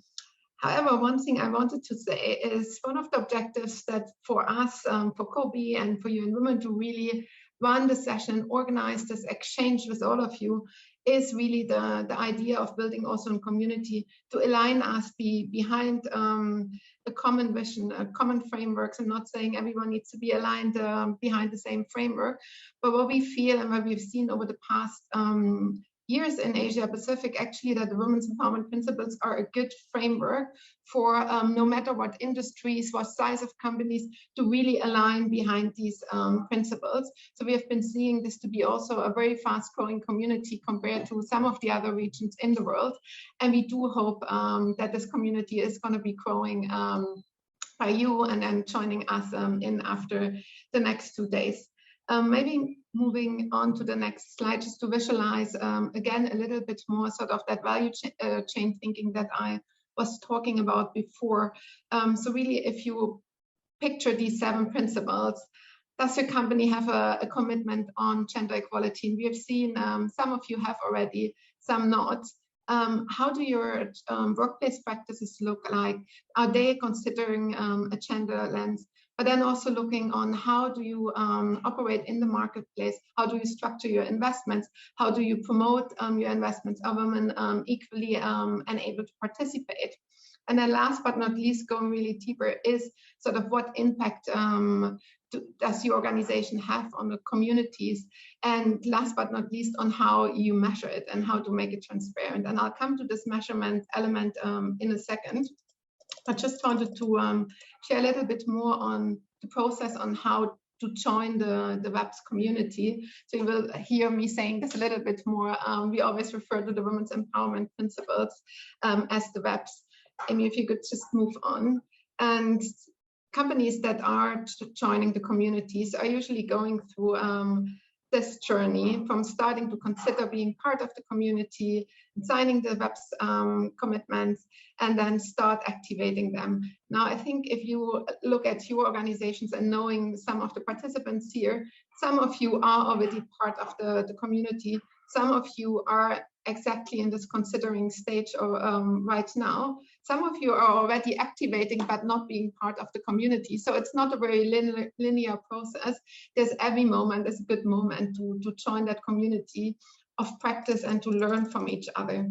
But if you are really in an early stage process, or you want to structure and review your process, what community offers and what we see companies doing more is really going through a 3-stage process on the next slide. So the first thing is really looking back at this value chain approach, taking an assessment on how do you really score in these different areas. How is your workplace performance? How is your marketplace performance?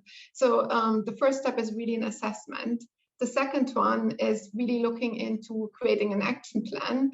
And the third one is really making it measurable, measure it internally, but also make it transparent, visible external, because what we see, the more it's visible external, the more there will be a movement and the more companies will be joining that. I don't want to go in too much detail, but I'm just gonna flip through and we will be sharing this afterwards, and we will be putting also links into the chat. But just for you to know, for the first step to take a gender assessment tool, very easy. There is a gender gap analysis tool available publicly, free of charge, which is really easy, 18 questions to go through, and it will help you to really understand where are your strengths and weaknesses across these dimensions, from leadership, workplace, marketplace, into the community. Moving on, if someone of my colleagues, please just move to the next slide, but also put the link in the chat. It's the web gapanalysis.org.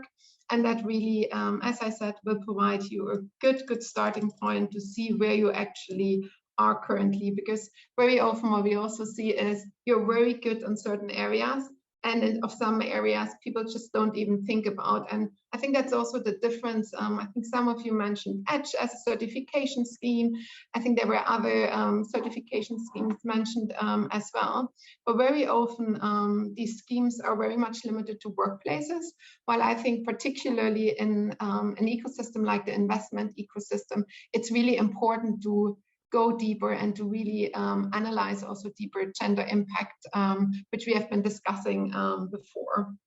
Just to also say, this is not competing to an ESG framework. The opposite is actually really helping to give a little bit more depth and detail to particularly the S of the ESG framework, and really help companies also to create very tangible targets that they can follow and see the evolution over time.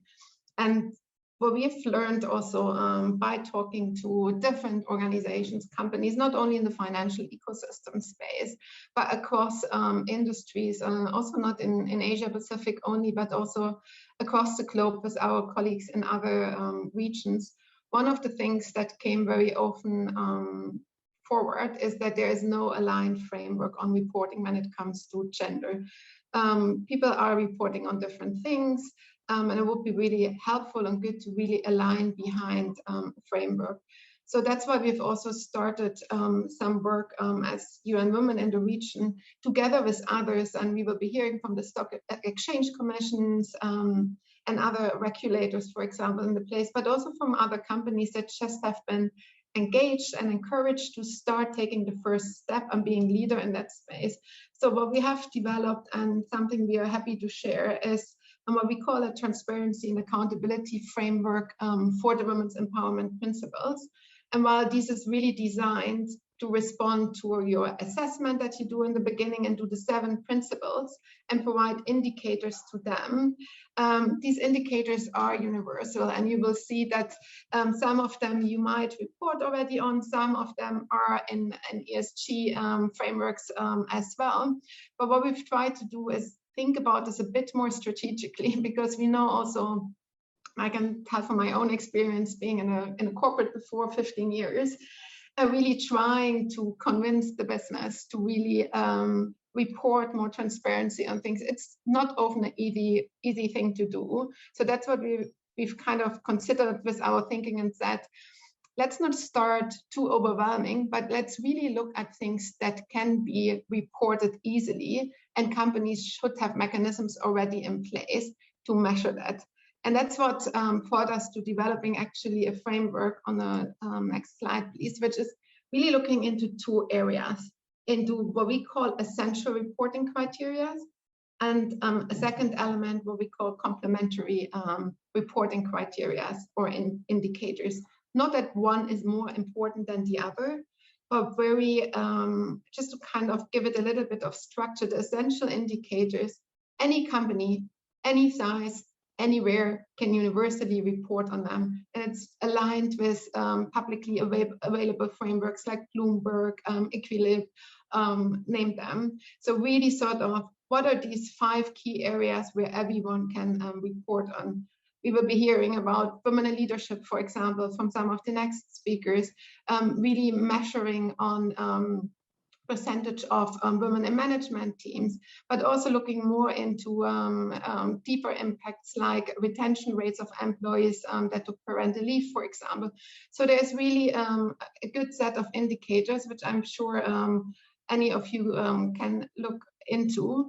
While the complementary ones, and we don't need to go into all the details now for the sake of time, but are really more specialized ones that really allow to be customized in industries, but also looking at indicators that for the moment are not as obvious. But one of the examples within that is, for example, looking at how much does the organization procure from women-owned business? Is that not essential? It is very important, but we know that many companies not yet can be doing this. So step by step, creating a general push for companies to be more transparent on the essential indicators is an important one. And ideally, these would be embedded into ESG reporting. And that's something what we currently work on with different partners. Now, the last thing to say before I hand it back over to Suela and allow us to hear a little bit more from the benefits being part of the community. Just a very quick one here. If you would be interested in joining the WEBS community, this is a voluntary commitment for the moment, which will really enable you to be visible as a company for your commitments. And I have to say, the financial sector is unfortunately still quite underrepresented in that community. So there is a big need and a great opportunity to really get more investors, financial players into that community. So have a look at webs.org. Very easy to join. Gobi Ventures actually was one of the first investors that we worked with in the region here that signed the Women's Empowerment Principles. And as part of their journey and engagement, this summit, for example, came out of this as one of the action on how to influence the community. So it would be great to see more of you joining us. I hope you benefit already right now, seeing that exchange happening, getting more access to resources, to learning, training, and really continue to build a peer network. So there are quite some opportunities here, but it's also most of all a great opportunity to create a movement. And I think this is something what we all envision, and that's why we are here. And with no further ado, I'll hand it back to Suela, who will hopefully get more insights how these webs can be practically implemented and what our panelists have done here. So over to you, Suela. Thank you so much, Katja, for a very informative session. I'm sure that our audience would have gotten insight into some of the frameworks, and we'll be happy to assist them in next steps of becoming a web signatory.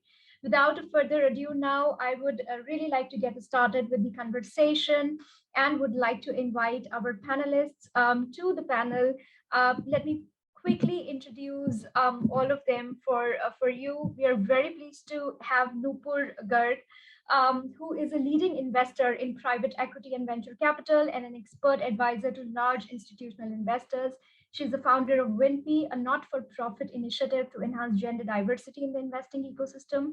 She also serves as an independent director on the board of companies and also mentors female entrepreneurs across various platforms.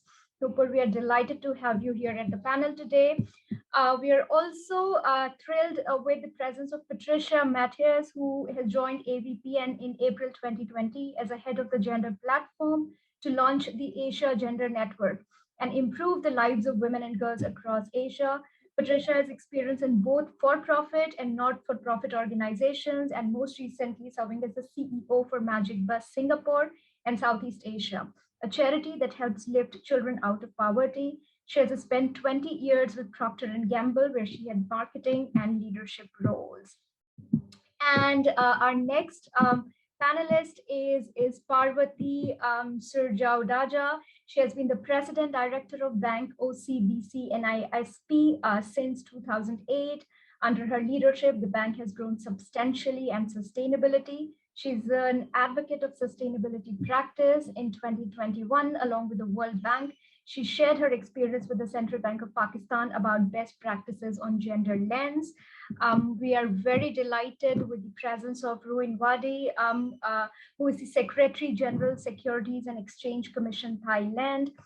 Prior to this appointment, she had served in several key positions at the Ministry of Justice, including Director General of the Legal Execution Department, Director General of the Probation Department, Inspector Deputy Spokesperson, Deputy Director of the Office of Justice Affairs, Deputy Director General of the Rights and Liberties Protection Department, and Director of Dhanarak Asset Development Company Limited. We are very pleased to have you with us today, Ruin Wadi. And finally, we have Seema, who is founder and managing partner of Achieving Women Equity Funds, which invest in innovative enterprises, positively impacting gender balance by investing in women-owned, led, influenced companies in India, building on the investment thesis that investment in women delivers both commercial returns and economic development impact. She founded and leads as chairperson, Thai Global's Women's Entrepreneurship Program, Project All India Roadshow for Women's Economic Empowerment through Entrepreneurship. Welcome all of you. And like I said, that we are delighted to have you today with us. And you will note that a lot of insights that we garnered through our polling questions are very much around some of the key areas that we would be talking about and hearing from you. So Nupur, please allow me to pose first question to you, which is around your perspective on what are some of the biggest challenges for investors to embed a gender lens into their businesses and investment decisions, and how can we step up leadership in this space? Over to you, Nupur. Thank you, Suhaila. Thank you for having me here. It is an extreme pleasure and a privilege to be on a panel with such fantastic and amazing women. So thank you once again, and good morning, good afternoon, good evening to everyone. A very late good evening to Seema here. So Suhaila, I would like to start with saying, I don't think integrating gender lens into business for investors is the same as gender lens investing or gender smart investing. And I think, and I'll elaborate on that later. To start with, I think there are sort of two prongs to this problem, the way I think about it. One is, the big picture. When we are talking about gender diversity in the context of investing, in the context of women as entrepreneurs, there is a constant stream of impact, subsidization that is linked to every conversation, that is woven into every conversation. And I believe that is probably one of the biggest challenges we face. So unless we don't mainstream gender as a conversation, unless we don't de-link investing in women or working with women or building gender balance with creating impact, we will continue to see focus on gender from an investor's point of view as somewhat of a niche and impact-driven strategy, which will mean that it continues to be one part of the whole ecosystem. It continues to service a particular type of entrepreneurs, and it continues to receive funding and capital from a smaller pool of capital as compared to what is available in the market on an overall basis. So there is this signal that says that if you're looking at gender lens investing, then it's philanthropy, it's impacty, and I think that is for me, at least as an LP, that is a huge concern. The other part of the problem, I think, is how funds operate, and I think they're quite separate. But when we think about investing in women-led businesses or investing in businesses that service women, I don't think it is an issue of pipeline of not having enough women-led businesses out there or enough businesses that service women out there. I think there is this whole pipeline issue. How do you access the pipeline? Typical investors have their own deal sourcing networks, and we know how networks work. People build networks looking for people who are similar to themselves. People have gone to same schools, have been in the same firms, people you meet over drinks, dinner, etc., etc.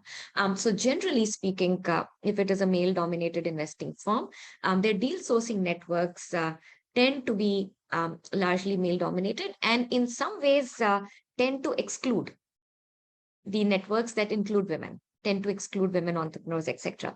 The other step is then the screening process. So even if you have a pipeline which is broad-based, and even if you start to see a lot of women-led businesses or businesses that focus on servicing women come into the pipeline, the screening processes for investors continue to be subjective. And, as an investor, I've said for the longest time that investing is not just a science. There is an art to it. And a successful investor has to find that blend of science and art. It cannot be just about running a model. You have to be able to assess the people. You have to take a lot of qualitative, judgmental decisions. And I think in that part of the process, very frequently, unconscious biases get weaved in. Right. So if you sort of look at the whole chain, you're looking at male-dominated investing teams. So you're looking at investors that have men as partners, that have men on investment committees, that have men leading the deal teams.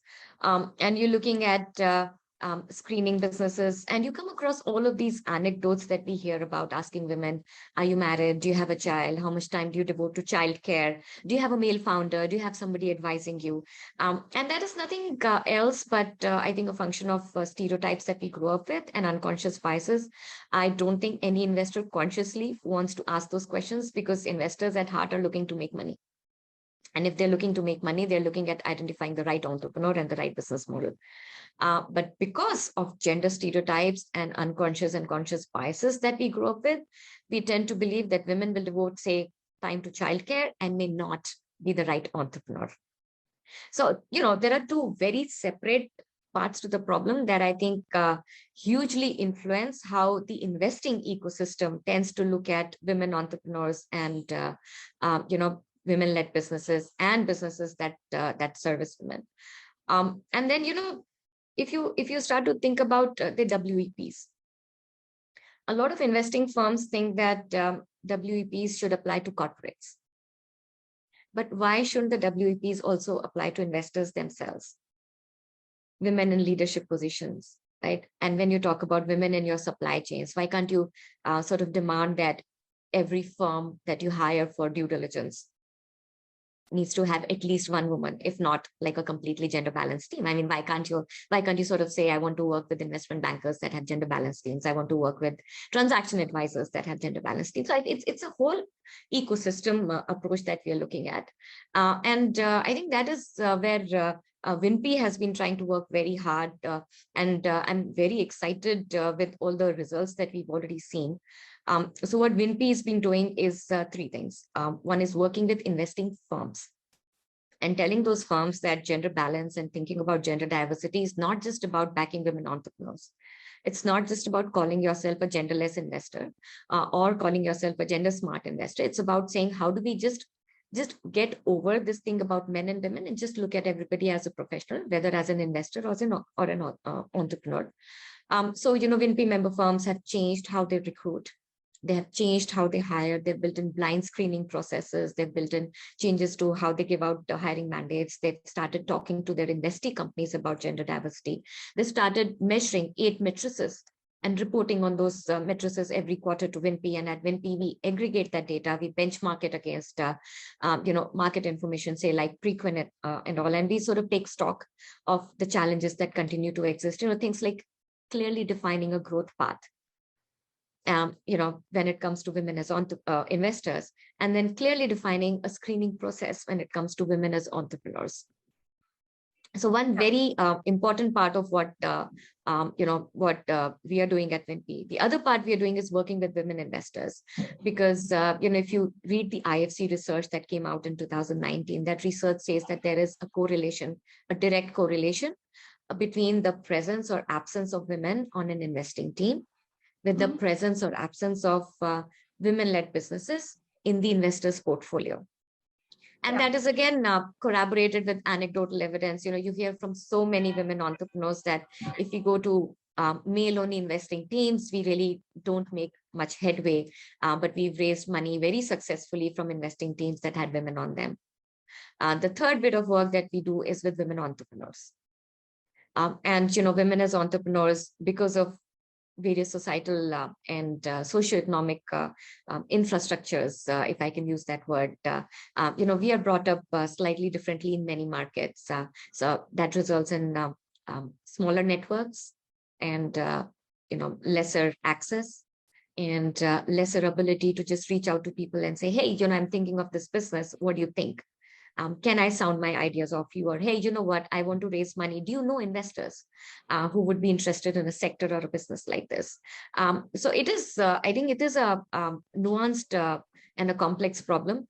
But really, for me, as an LP, I think at the heart of the matter is trying to take away this whole impact and subsidization bit that is coming to get associated with gender diversity when it comes to investing.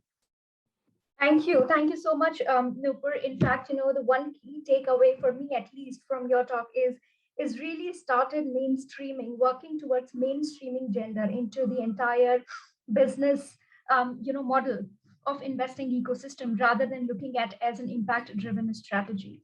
And also go ahead. No, I just wanted to say, it is about gender balance. There is no research that says women are better than men. Or that every woman is better than every man.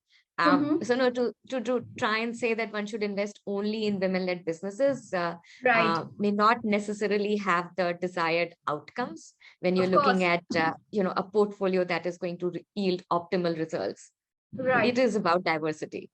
Of course, it is about diversity. Thank you so much. And you also, took us to the point, which is a perfect segue to Parvati's discussion, because you talked about women's empowerment principles and how, investors think that it should be for corporates and not for them. But Parvati's organization has already taken a lead in committing to women's empowerment principle and also on working on its implementation. So Parvati, welcome to the panel again. And my question to you is, what is the rationale of your company signing the women's empowerment principles, and how are you actually including this in your operations? Thank you, Sarah. Again, thank you so much for the invitation. It's such an honor and pleasure to be here. I strongly believe that women empowerment principle is crucial for all. Women empowerment, gender equality, it's beyond social or moral issue. It is an economic and prosperity issue. And definitely, like Nurul was mentioning earlier, it's not because women are better than men, but because women are equal with men. Together, combined, we will all be better. Bank OCBC NSP is the top 10 banks in Indonesia. Among our total employees, 56% are women. And for the senior management, including board of directors, at least 40% are women. But I'm looking forward to use Kacha measurement frameworks to know where we are on the various aspects. So clearly, as an organization, we strongly believe in diversity. As many studies have shown, diversity improves quality of decision-making, productivity, performance, as well as creativity and innovations. On operation side, last year, we became the first bank in Indonesia to issue gender bond through IFC. Why? Very simple. First, market potentials. Women SME constitute more than 53% of Indonesia total SME, which contribute more than 60% to the economy. This makes Indonesia one of the countries with the largest female entrepreneurs in the world. Secondly, study has also shown women borrowers have better risk, shown by lower NPL. An IFC study indicates that 3% level for non-performing loan for women borrowers versus 4.9% for total borrowers. And they are proven also to be more adaptive, for example, in COVID situations, in tackling all these uncertainties, in making breakthrough, therefore higher chance for the business to survive.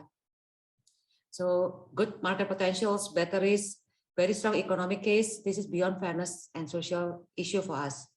And this gender bond, then we distribute to become gender financing. We combine our solutions after understanding deeper the challenges for women in doing businesses. The main issue apparently seems to be that women are expected to do different roles. Primary role, taking care of home, family, and secondary role, taking care of their work and passions. Indonesia, obviously, as an Asian country, society still expects women to take care of family and home first, then and only then can take care of the career and work. So on one side, women are the CFO of the family, managing day-to-day household financing needs up to their investments. On the other side, as an entrepreneurs, women are also expected to run and manage the business. This requires support in many aspects. So having these insights, last year, we introduced Women Warrior programs. The aim is to support women SME and at the same time solving their pain points using manage, grow, and live concept. Manage women, like we provide banking services that help women entrepreneurs to manage both their business as well as personal financials, safely, conveniently, anytime, anywhere, as individuals, as company using our digital banking platforms, whether it's for the transactions, for reporting, investing, all are supported. In short, we want to make it simple and convenient for women's. Grow.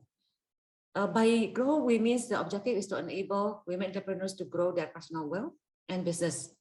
Aside from special loan package programs and wealth solutions, which is banking products, we also provide beyond banking solutions in form of business tools for women to be able to upscale their business. We do this by collaborating with business solution providers, for instance, to help women business to manage their accounting, their tax, how to embark on e-commerce, how to do social media marketing and other services. So we link them with all these providers as well. The objective here is to help women to run their business effectively. Leave we understand that beyond those two items, we need to assist also the capacity building for women-led business. So we try to provide education and support system through our regular Women Talk series, community networking program, as well as other non-financial benefits that women can take advantage of. So hopefully with this Women Warriors programs, we can effectively support women entrepreneurs in Indonesia. Back to you, Suhela.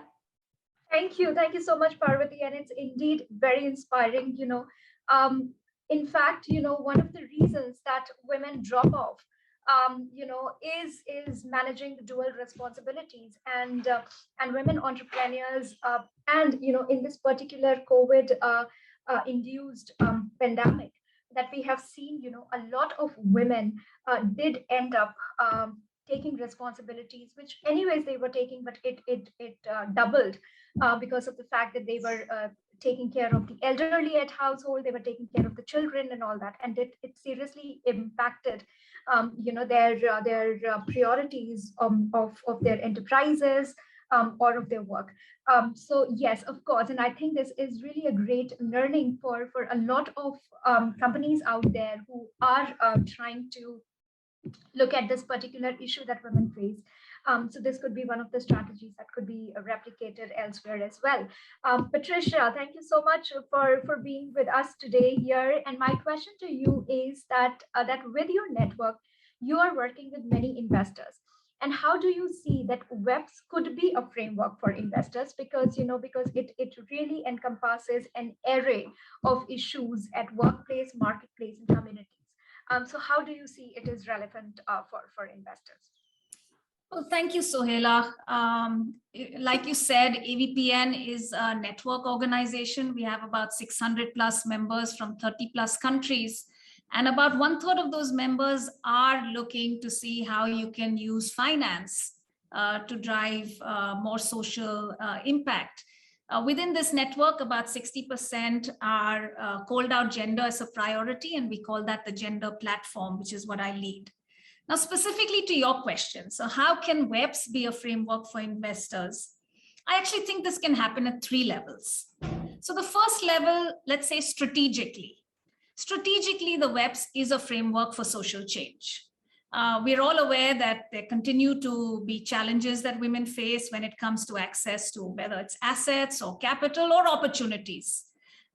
We collectively acknowledge that over the past 25 years since the Beijing Declaration, much progress has been made. But even as we look at all the data facing us now, post the pandemic, it seems like we're regressing versus moving forward.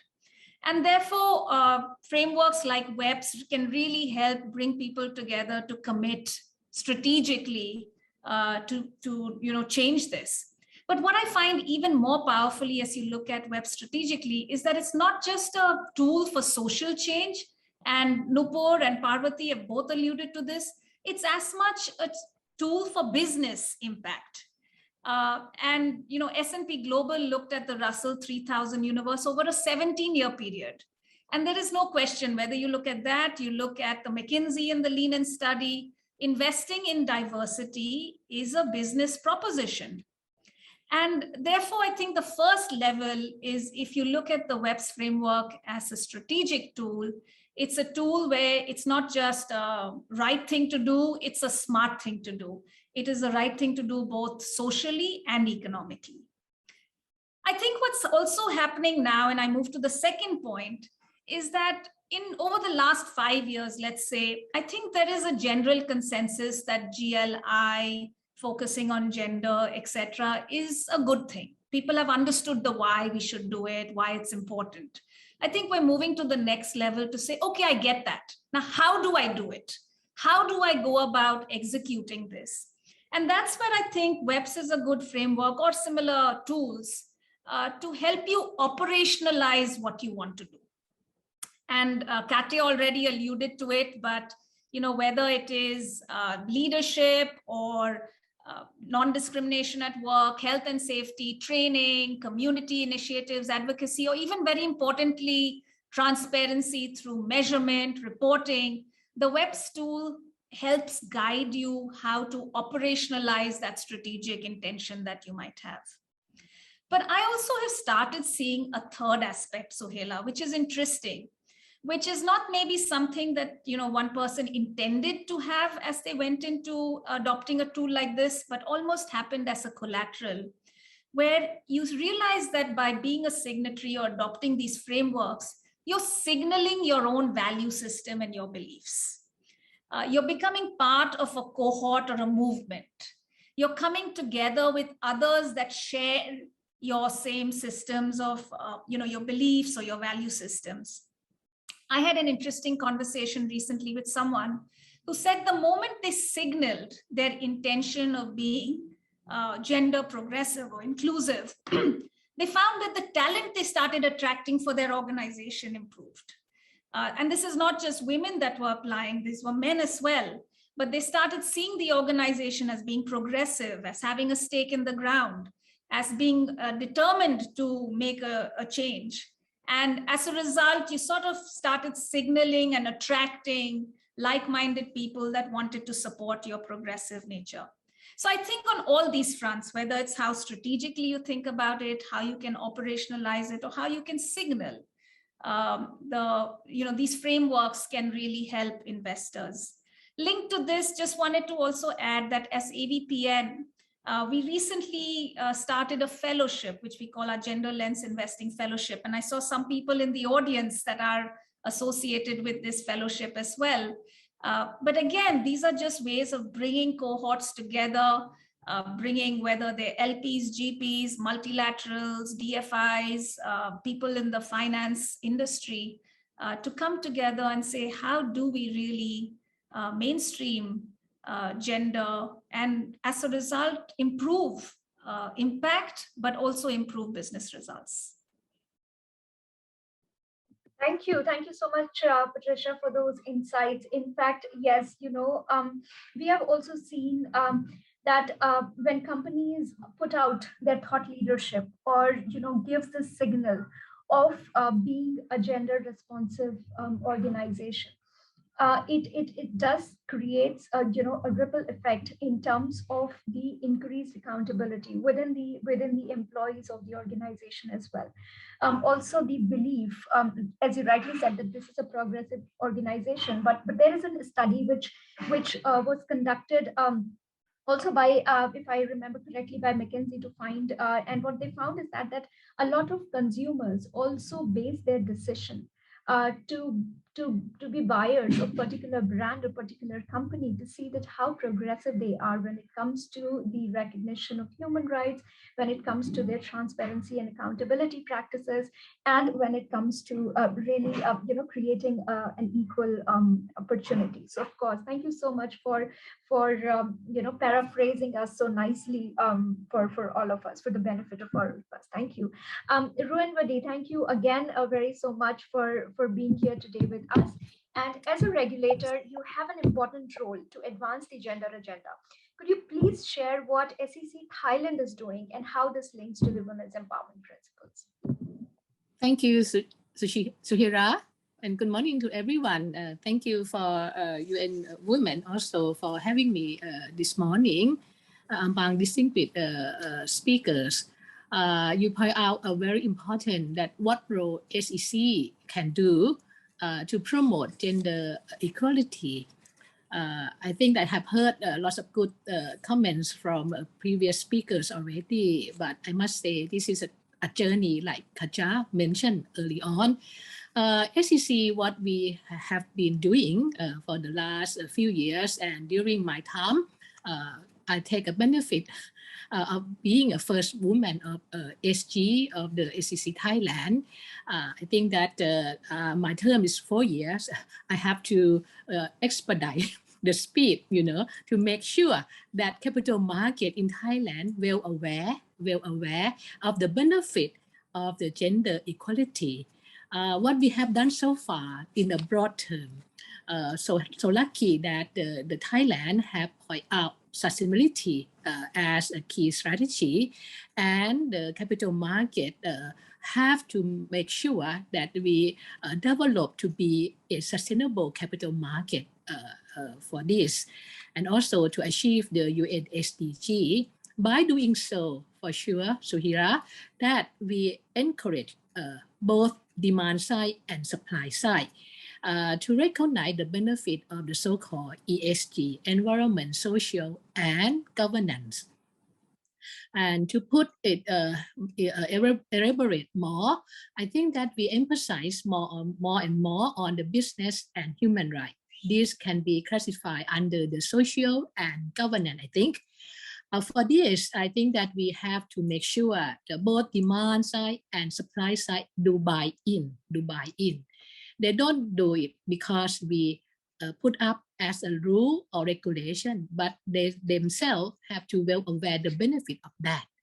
If I can perhaps put up some example on the supply side, listed company, so lucky that we have almost 700 companies, and most of them put up in the world-class Dow Jones Index sustainability, I think, like that. And for the supply side, as I said, listed company, SEC Thailand have been doing so-called CG code back in 2017. To make sure that the composition of the board do recognize the gender diversity. And then I think that we don't put up as mandatory, Shuhira, we put up voluntarily, and then there is a good improvement. My colleague have put up the statistic that back in 2015, only 19% of all listed company in Thailand do have about 30% of the women in the board. But up to now, it's almost close to 30% already, Suhira. But this is a journey. We have to even do more and more. And again, I think that because as I become a fellow at the AVPN session, I do share and ask recommendation. How could we can put up? It's a chicken and egg. Do we have enough competent female to be appointed? So that what I put up, I can get up from the AVPN class is about build up female academies like that, sort of that, the board director, and then we work up together with industry. As a regulator, we cannot do. What we can do most is about ecosystem. I think that we would do more and more. And luckily that by last year I was introduced. So sorry that I perhaps be work together with the web not too long, but last year. I've been introduced webs, and then even though it's a short term, but we could run to speed up things, you know. We sent out a circular to amongst the 700 listed company to promote webs, you know, and then ask them to see the benefit of the seven principle Akaja mentioned early on, and look at themselves whether they would be a signatory or not. But so far, I think that they already become more and more.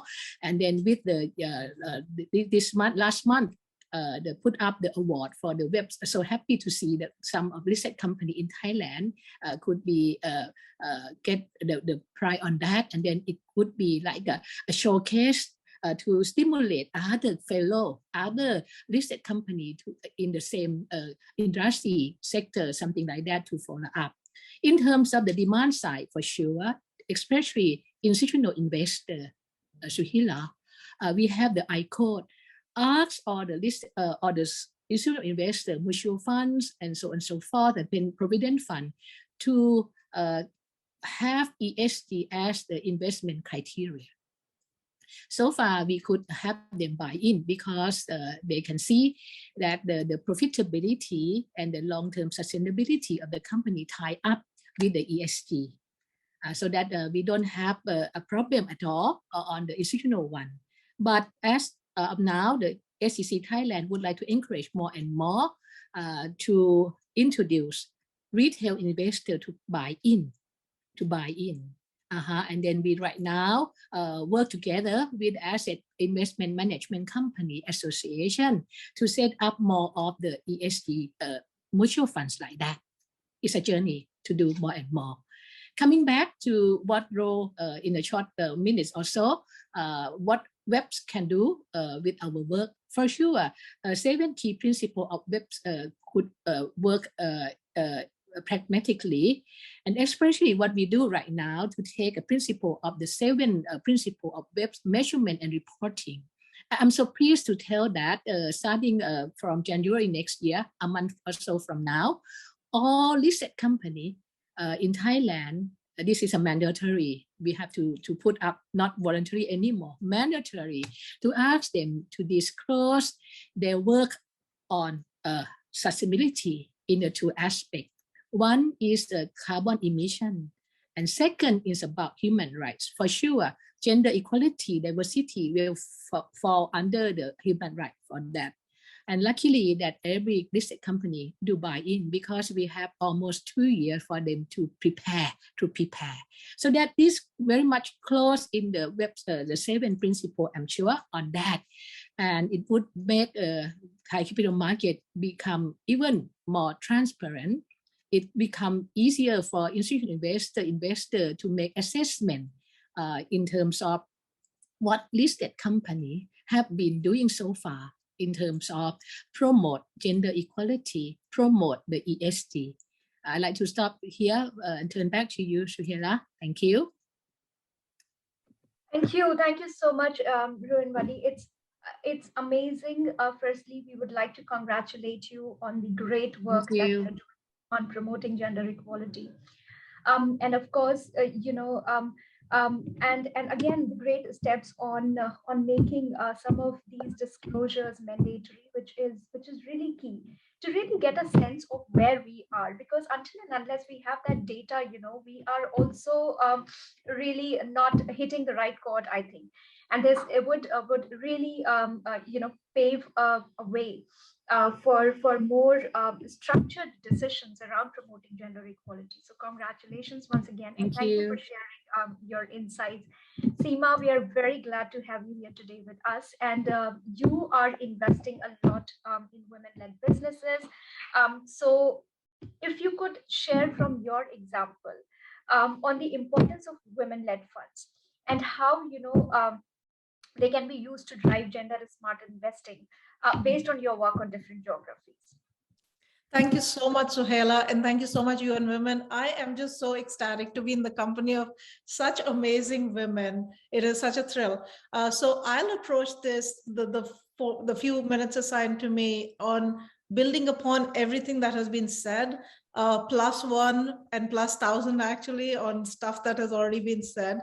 I approach this from the journey that I have traveled, which is essentially 25 years of investing or deal making, but who's counting? But then really getting my blinders taken off when I started this program around 2015 of helping women entrepreneurs in India. And the lights went on in terms of, my God, why are we not focusing on women? And so it's been like one of those yarns that you pull and it just keeps pulling, and you start by saying women entrepreneurs, then you say gender lens investing, and now you're like, female-led funds. So I hope to make a case for all of you on where that potent, what I call a serious unlock is. So what I'm going to focus on is talking about the fierce urgency of supporting female-led funds. And here's the rationale. So the need for women to take charge and become investors in my world has gained serious urgency based on the background that I've said. As the world prepares for post-pandemic recovery and beyond, we have a very unique opportunity to unleash the most potent and yet, as I call, latent resource to achieve gender equity, which is women investors. And I hope to convince you of this argument. We, as the most effective catalytic agents, women investors can truly empower and drive gender equity. But we have to be conscious of a lot of gender washing that is happening. And I say this to drive caution as people try to peel the onion. Now, let me build some background for you. Given the entrenched gender norms, women typically have grown up believing that they are not adept in investment decisions. And in fact, there was a Fidelity Investment survey which was conducted, so it's a little dated, but it's still very relevant, with only 9% of women thinking in that survey that they could outperform men in investing. In reality, investors often earn higher investment returns than their male counterparts by as much as 35% in some studies. We have had Harvard Business Review say we see firms that increase the number of female partners by just as little as 10% experienced a 1.5% increase in fund returns, a 9.5% more profitable exits. And in fact, bringing to the current times, in the COVID times, Goldman Sachs conducted a study of performance of fund managers, and they said that female fund managers outperformed all male fund manager teams. So again, to Nupur's point, it is not female versus male, it is about diversity and that diversity of thought. Unfortunately, the reality is traditional venture funds are predominantly male. And Nupur talked about the IFC study. I'll put another data point to that. Really, only 11% of senior investment professionals in the emerging markets are women. And if you take China out, that number drops very dramatically. So why is that even important? Because the gender composition of the decision maker is very, very significant to the impact of allocation of investment capital.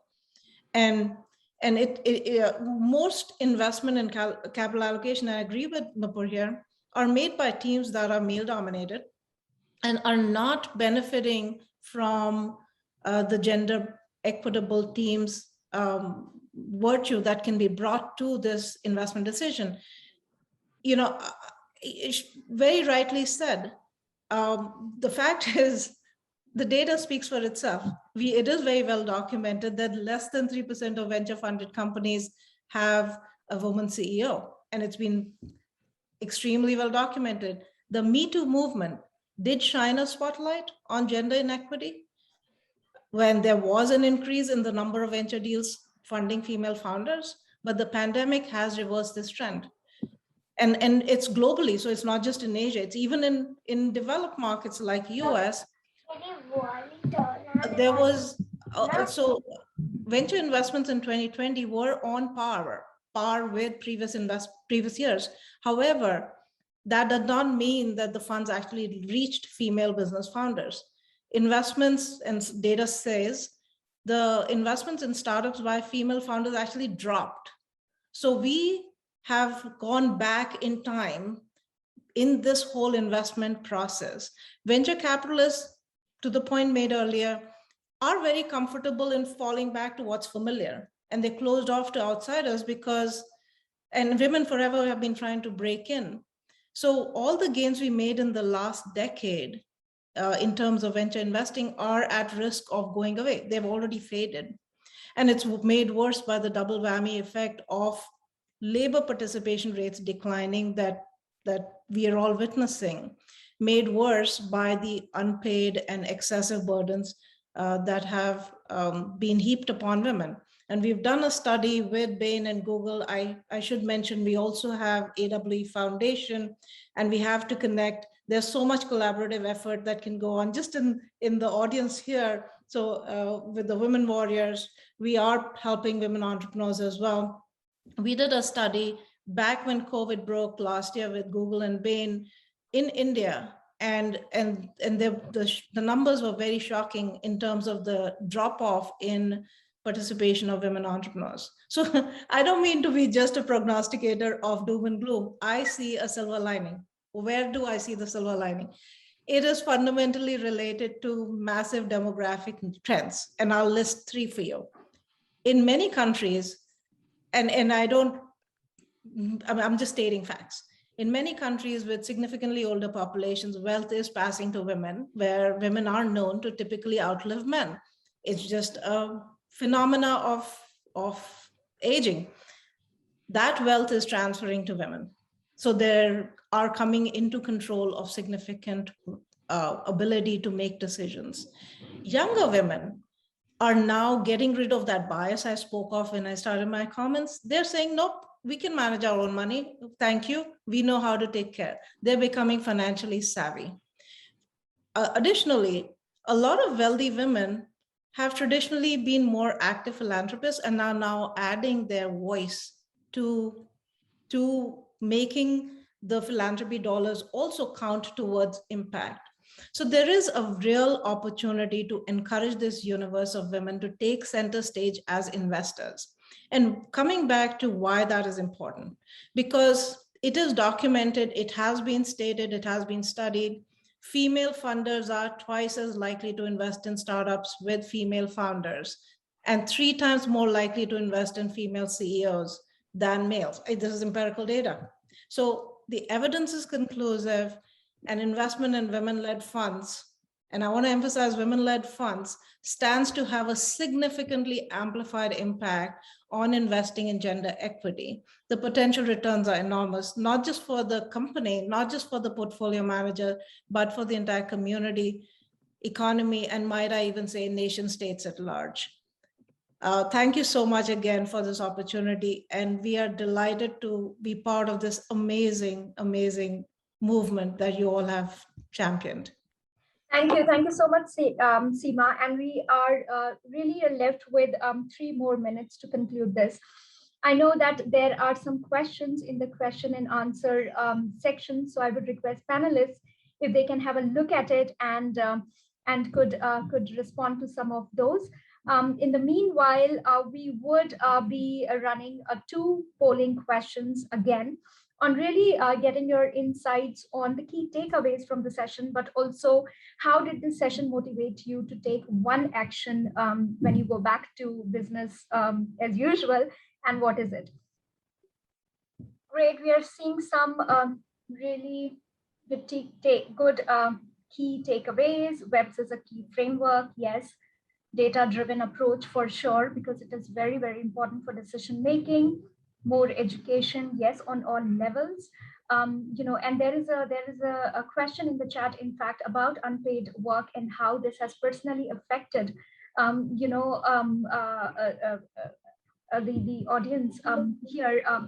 The question that came from, it's really around, creating awareness about the fact that it is a gender,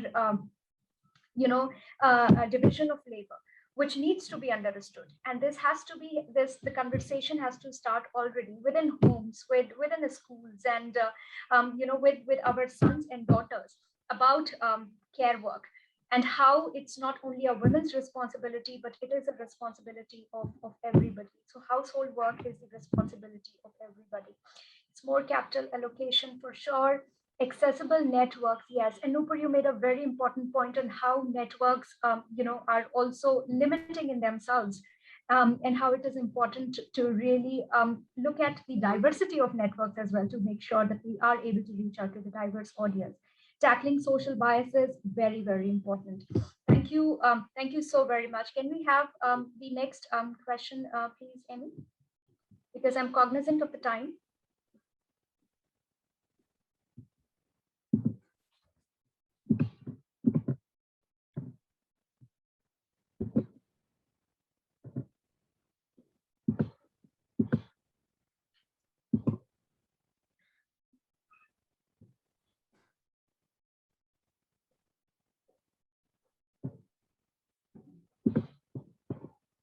Join WEBs, amazing. I think this is short and sweet and quick. Study WEBs, of course, and we will be happy to share more information about WEBs, through Gobi, and also through direct, collaboration, coordination with you. The information is already up on the website. It's webs.org. So anybody who is interested can go to the organization, have a look at it, and write to us for more information. Collaborate, yes. I think this is an amazing platform. We have, very relevant stakeholders here in this conversation today. And why don't we start collaborations from here? I know Seema has typed a lot of information in the chat, also for collaboration. So yes, we do see is an important platform. And networking, of course. So with this, I would really like to close this session today. Thank you so very much for all the panelists, and to all our speakers, Katya and Gobi Ventures, for putting this amazing session together with UN Women, and also our audience, wonderful audience who have been interacting with us through poll questions. Amazing to have you, and look forward to being in touch and working together. Thank you so much. Thank you. Thank you. Thank you. Great. Thank you so much, Suella, and thank you to our very esteemed panel of women, and to UN Women's We Empower Asia team for a very informative and quite technical session on the women's empowerment principles. You can learn more in the links shared in the chat box. We can also send it out through email, so look out for that. I'm very happy to see that a lot of our audience is sticking with us to the end of the session. And with that, I'd like to hand off the mic to Shannon Kalayanamitr, advisor at Gobi Partners, to facilitate the sharing session with our audience and close out the session. Shannon, over to you. Hi, JJ. How are you? Hi, everybody. Oh, wow. It's been such a day. I think we were on high speed the entire day. So, as a fellow venture capital professional and entrepreneur, I'm so pleased and excited to see all this revelry towards gender lens investing and empowering women, leadership, and businesses. Today, we went from awareness, key examples of real women-led businesses, empirical data, and how to get involved. But there's a chock full of info. I'm supposed to recap, so here we go. So we started the day today with opening remarks from Tsao, how Gobi has pushed forward women investing by leading by example, investing from the $1 billion fund, helping women in their businesses from investment to unicorn models, and pivoting through the pandemic. Then we heard from Sarah Knibbs, UN Women, and Vicki Saunders, SheEO, both hammering on the point that only 2% of global capital goes to women founders. Painstaking number. Why do we have the need to invest? Why is there the need to invest 50% of the population to help drive global GDP? This could add an additional 4.5 trillion USD of global GDP, and all this generated by women by 2025. So we have to ask ourselves, who and why are we ignoring half of our population? Is it cognitive biases that is the driver in not trusting women to run these companies, to run our own companies? We find later on throughout what we did today that it is not the case. Then we got into panel 1, led by Maud from Jin and Su-Yin Tang at Beacon Capital in Panama, a leader in impact investing and now GenderLens as well as Irina Koch in E&Y. Here we actually dove into clarifying the difference between all the jargons. It's ESG investing, impact investing, GenderLens, and key examples on why investing in women is actually good business. We also got into posing society issues to help climatic problems of today and the critical relationship between climate and gender.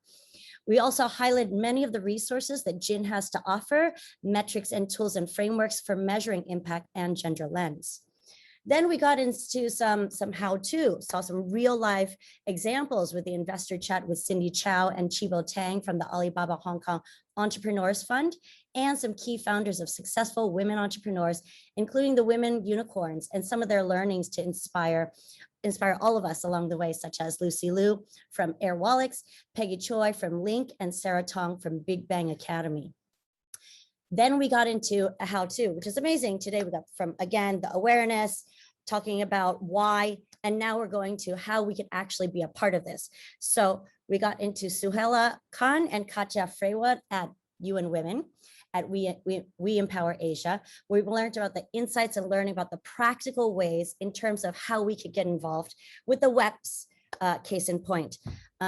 Then we got into some examples and role models of who has already signed the WEPs, letting us know exactly how and why to advance the WEPs in the investor ecosystem.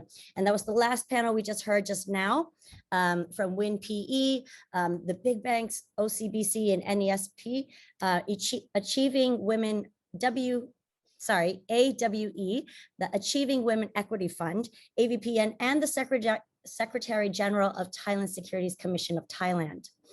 That was a big chock full of panel discussions we had today. Now I'm going to jump really quickly into what to expect for tomorrow.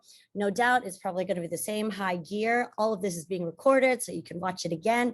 But just for tomorrow, we have the opening remarks from Lucas Gatos, who's the deputy head of the European Union to ASEAN.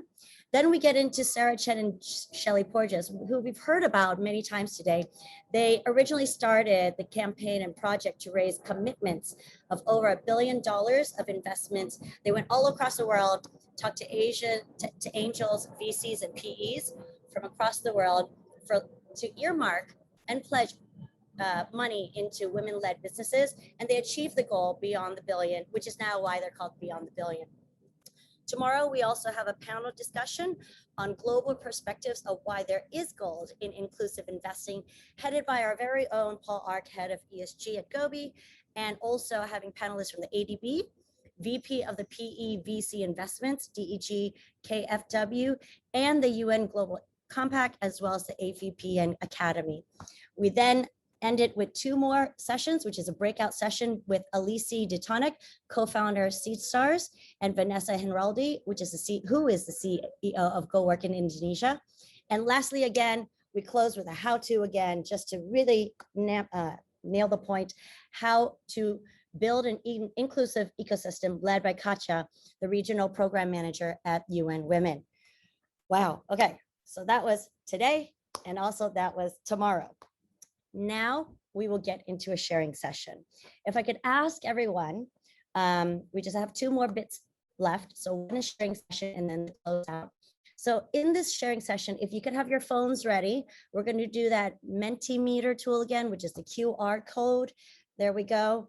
And so we're going to ask some questions. If you could go ahead and put it here. We have 4 questions. One is, what is your key learning or takeaway from today? I know we talked about this a little bit earlier. Someone mentioned earlier, join WEPs. What is your key learning or takeaway from today? And if you don't have the QR code, go ahead and put it in the chat group. I could read that too.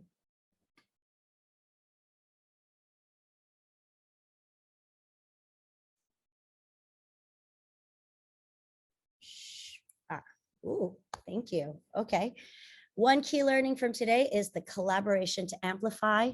Yes, we need to get involved. We saw today VCs, PEs, entrepreneurs, associations, Run the World Women. I'm not sure if you're talking about the program Run the World but yes, Run the World Women. So in essence of time, I'm also going to jump. We have one more in the chat group, the landscape and investment ecosystem from the gender perspective. Yep, we have today really focused on just investments and all perspectives of the ecosystem.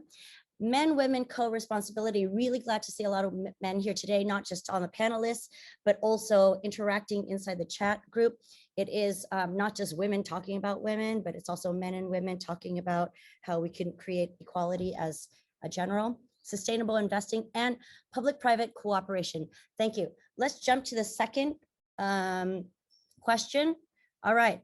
After today's session, how familiar are you with GenderSmart investing? 0, not very familiar, somewhat familiar, quite familiar, then very familiar. Ooh, good. Good to see quite and very. Another one. Okay, we got 6 with quite. There's a lot more. You know, today there was a ton of resources that was inside the chat group. I saw from other associations, I saw from UN and We Empower themselves, all really great. Okay, I guess this means we'll just end with 2 questions. In closing, okay, so closeout words for today, as you've heard from all of us and Thomas Tsao, our at Gobi CEO today. We've been a longtime supporter. We're so happy to see so many other firms highlighting how they've supported as well. Everyone from VCs, PEs, associations. But today, I hope that we all learned that it's not just good for humankind, but investing in women also helps with risk management. ESG has become front and center in what a lot of new groups has done today. Investing in women is great for business, as we have heard again many times today, and the key examples of entrepreneurs that you've heard today. So we urge you to explore. One of the objectives today is really to intro you into the WEPs and showcase all the multinationals that have been already signed on to the WEPs, including us here at Gobi. If you would like more information, please go to weps.org. I'm just quickly looking. One more thing. Okay, I have a small slight ask in the chat box. I also did post a Google's spreadsheet for any VCs, angels, and PEs who are actively looking to invest in women founders. If you could fill that out. I know for a fact, coming from the entrepreneur side of things, there's a list being needed. If you have that, there's a ton of women founders in the pipeline that we keep talking about today. If you can fill it in, and I'll leave it with JJ and Katya to actually be, the curator of that one. So last comment of today, quoting Sarah Knibbs from UN Women earlier today. So what's stopping you from doing more gender lens investing? Is it cognitive biases? Is it because you haven't looked for more women founders? Is it the pipeline? Do you believe that women are riskier? Start taking a second step on how you're assessing the founder at hand and question to yourself, why? What is the reason? Is it actually her demeaning that's stopping you from investing in her? Is it her soft voice? Or is it truly her numbers and ability to deliver? Are you looking at her based on stereotype or the fact that can she actually make you money? Look at her again. You will be surprised when you look again. As we are hopefully coming out of the pandemic, we will need all the help we can get. Unlocking this opportunity for 50% of the world's population can definitely drive this world's economy. So please connect, join, network. Partnerships are key. Public partnerships, as we heard, are key to this change. There's already so many groups, women groups out there, reports and resources available. This comes to the close of today's program. On behalf of UN Women, We Empower Asia, Gobi Partners, and all of today's esteemed speakers and panelists, we thank you for attending and see you again tomorrow. Thank you so much, guys. Bye.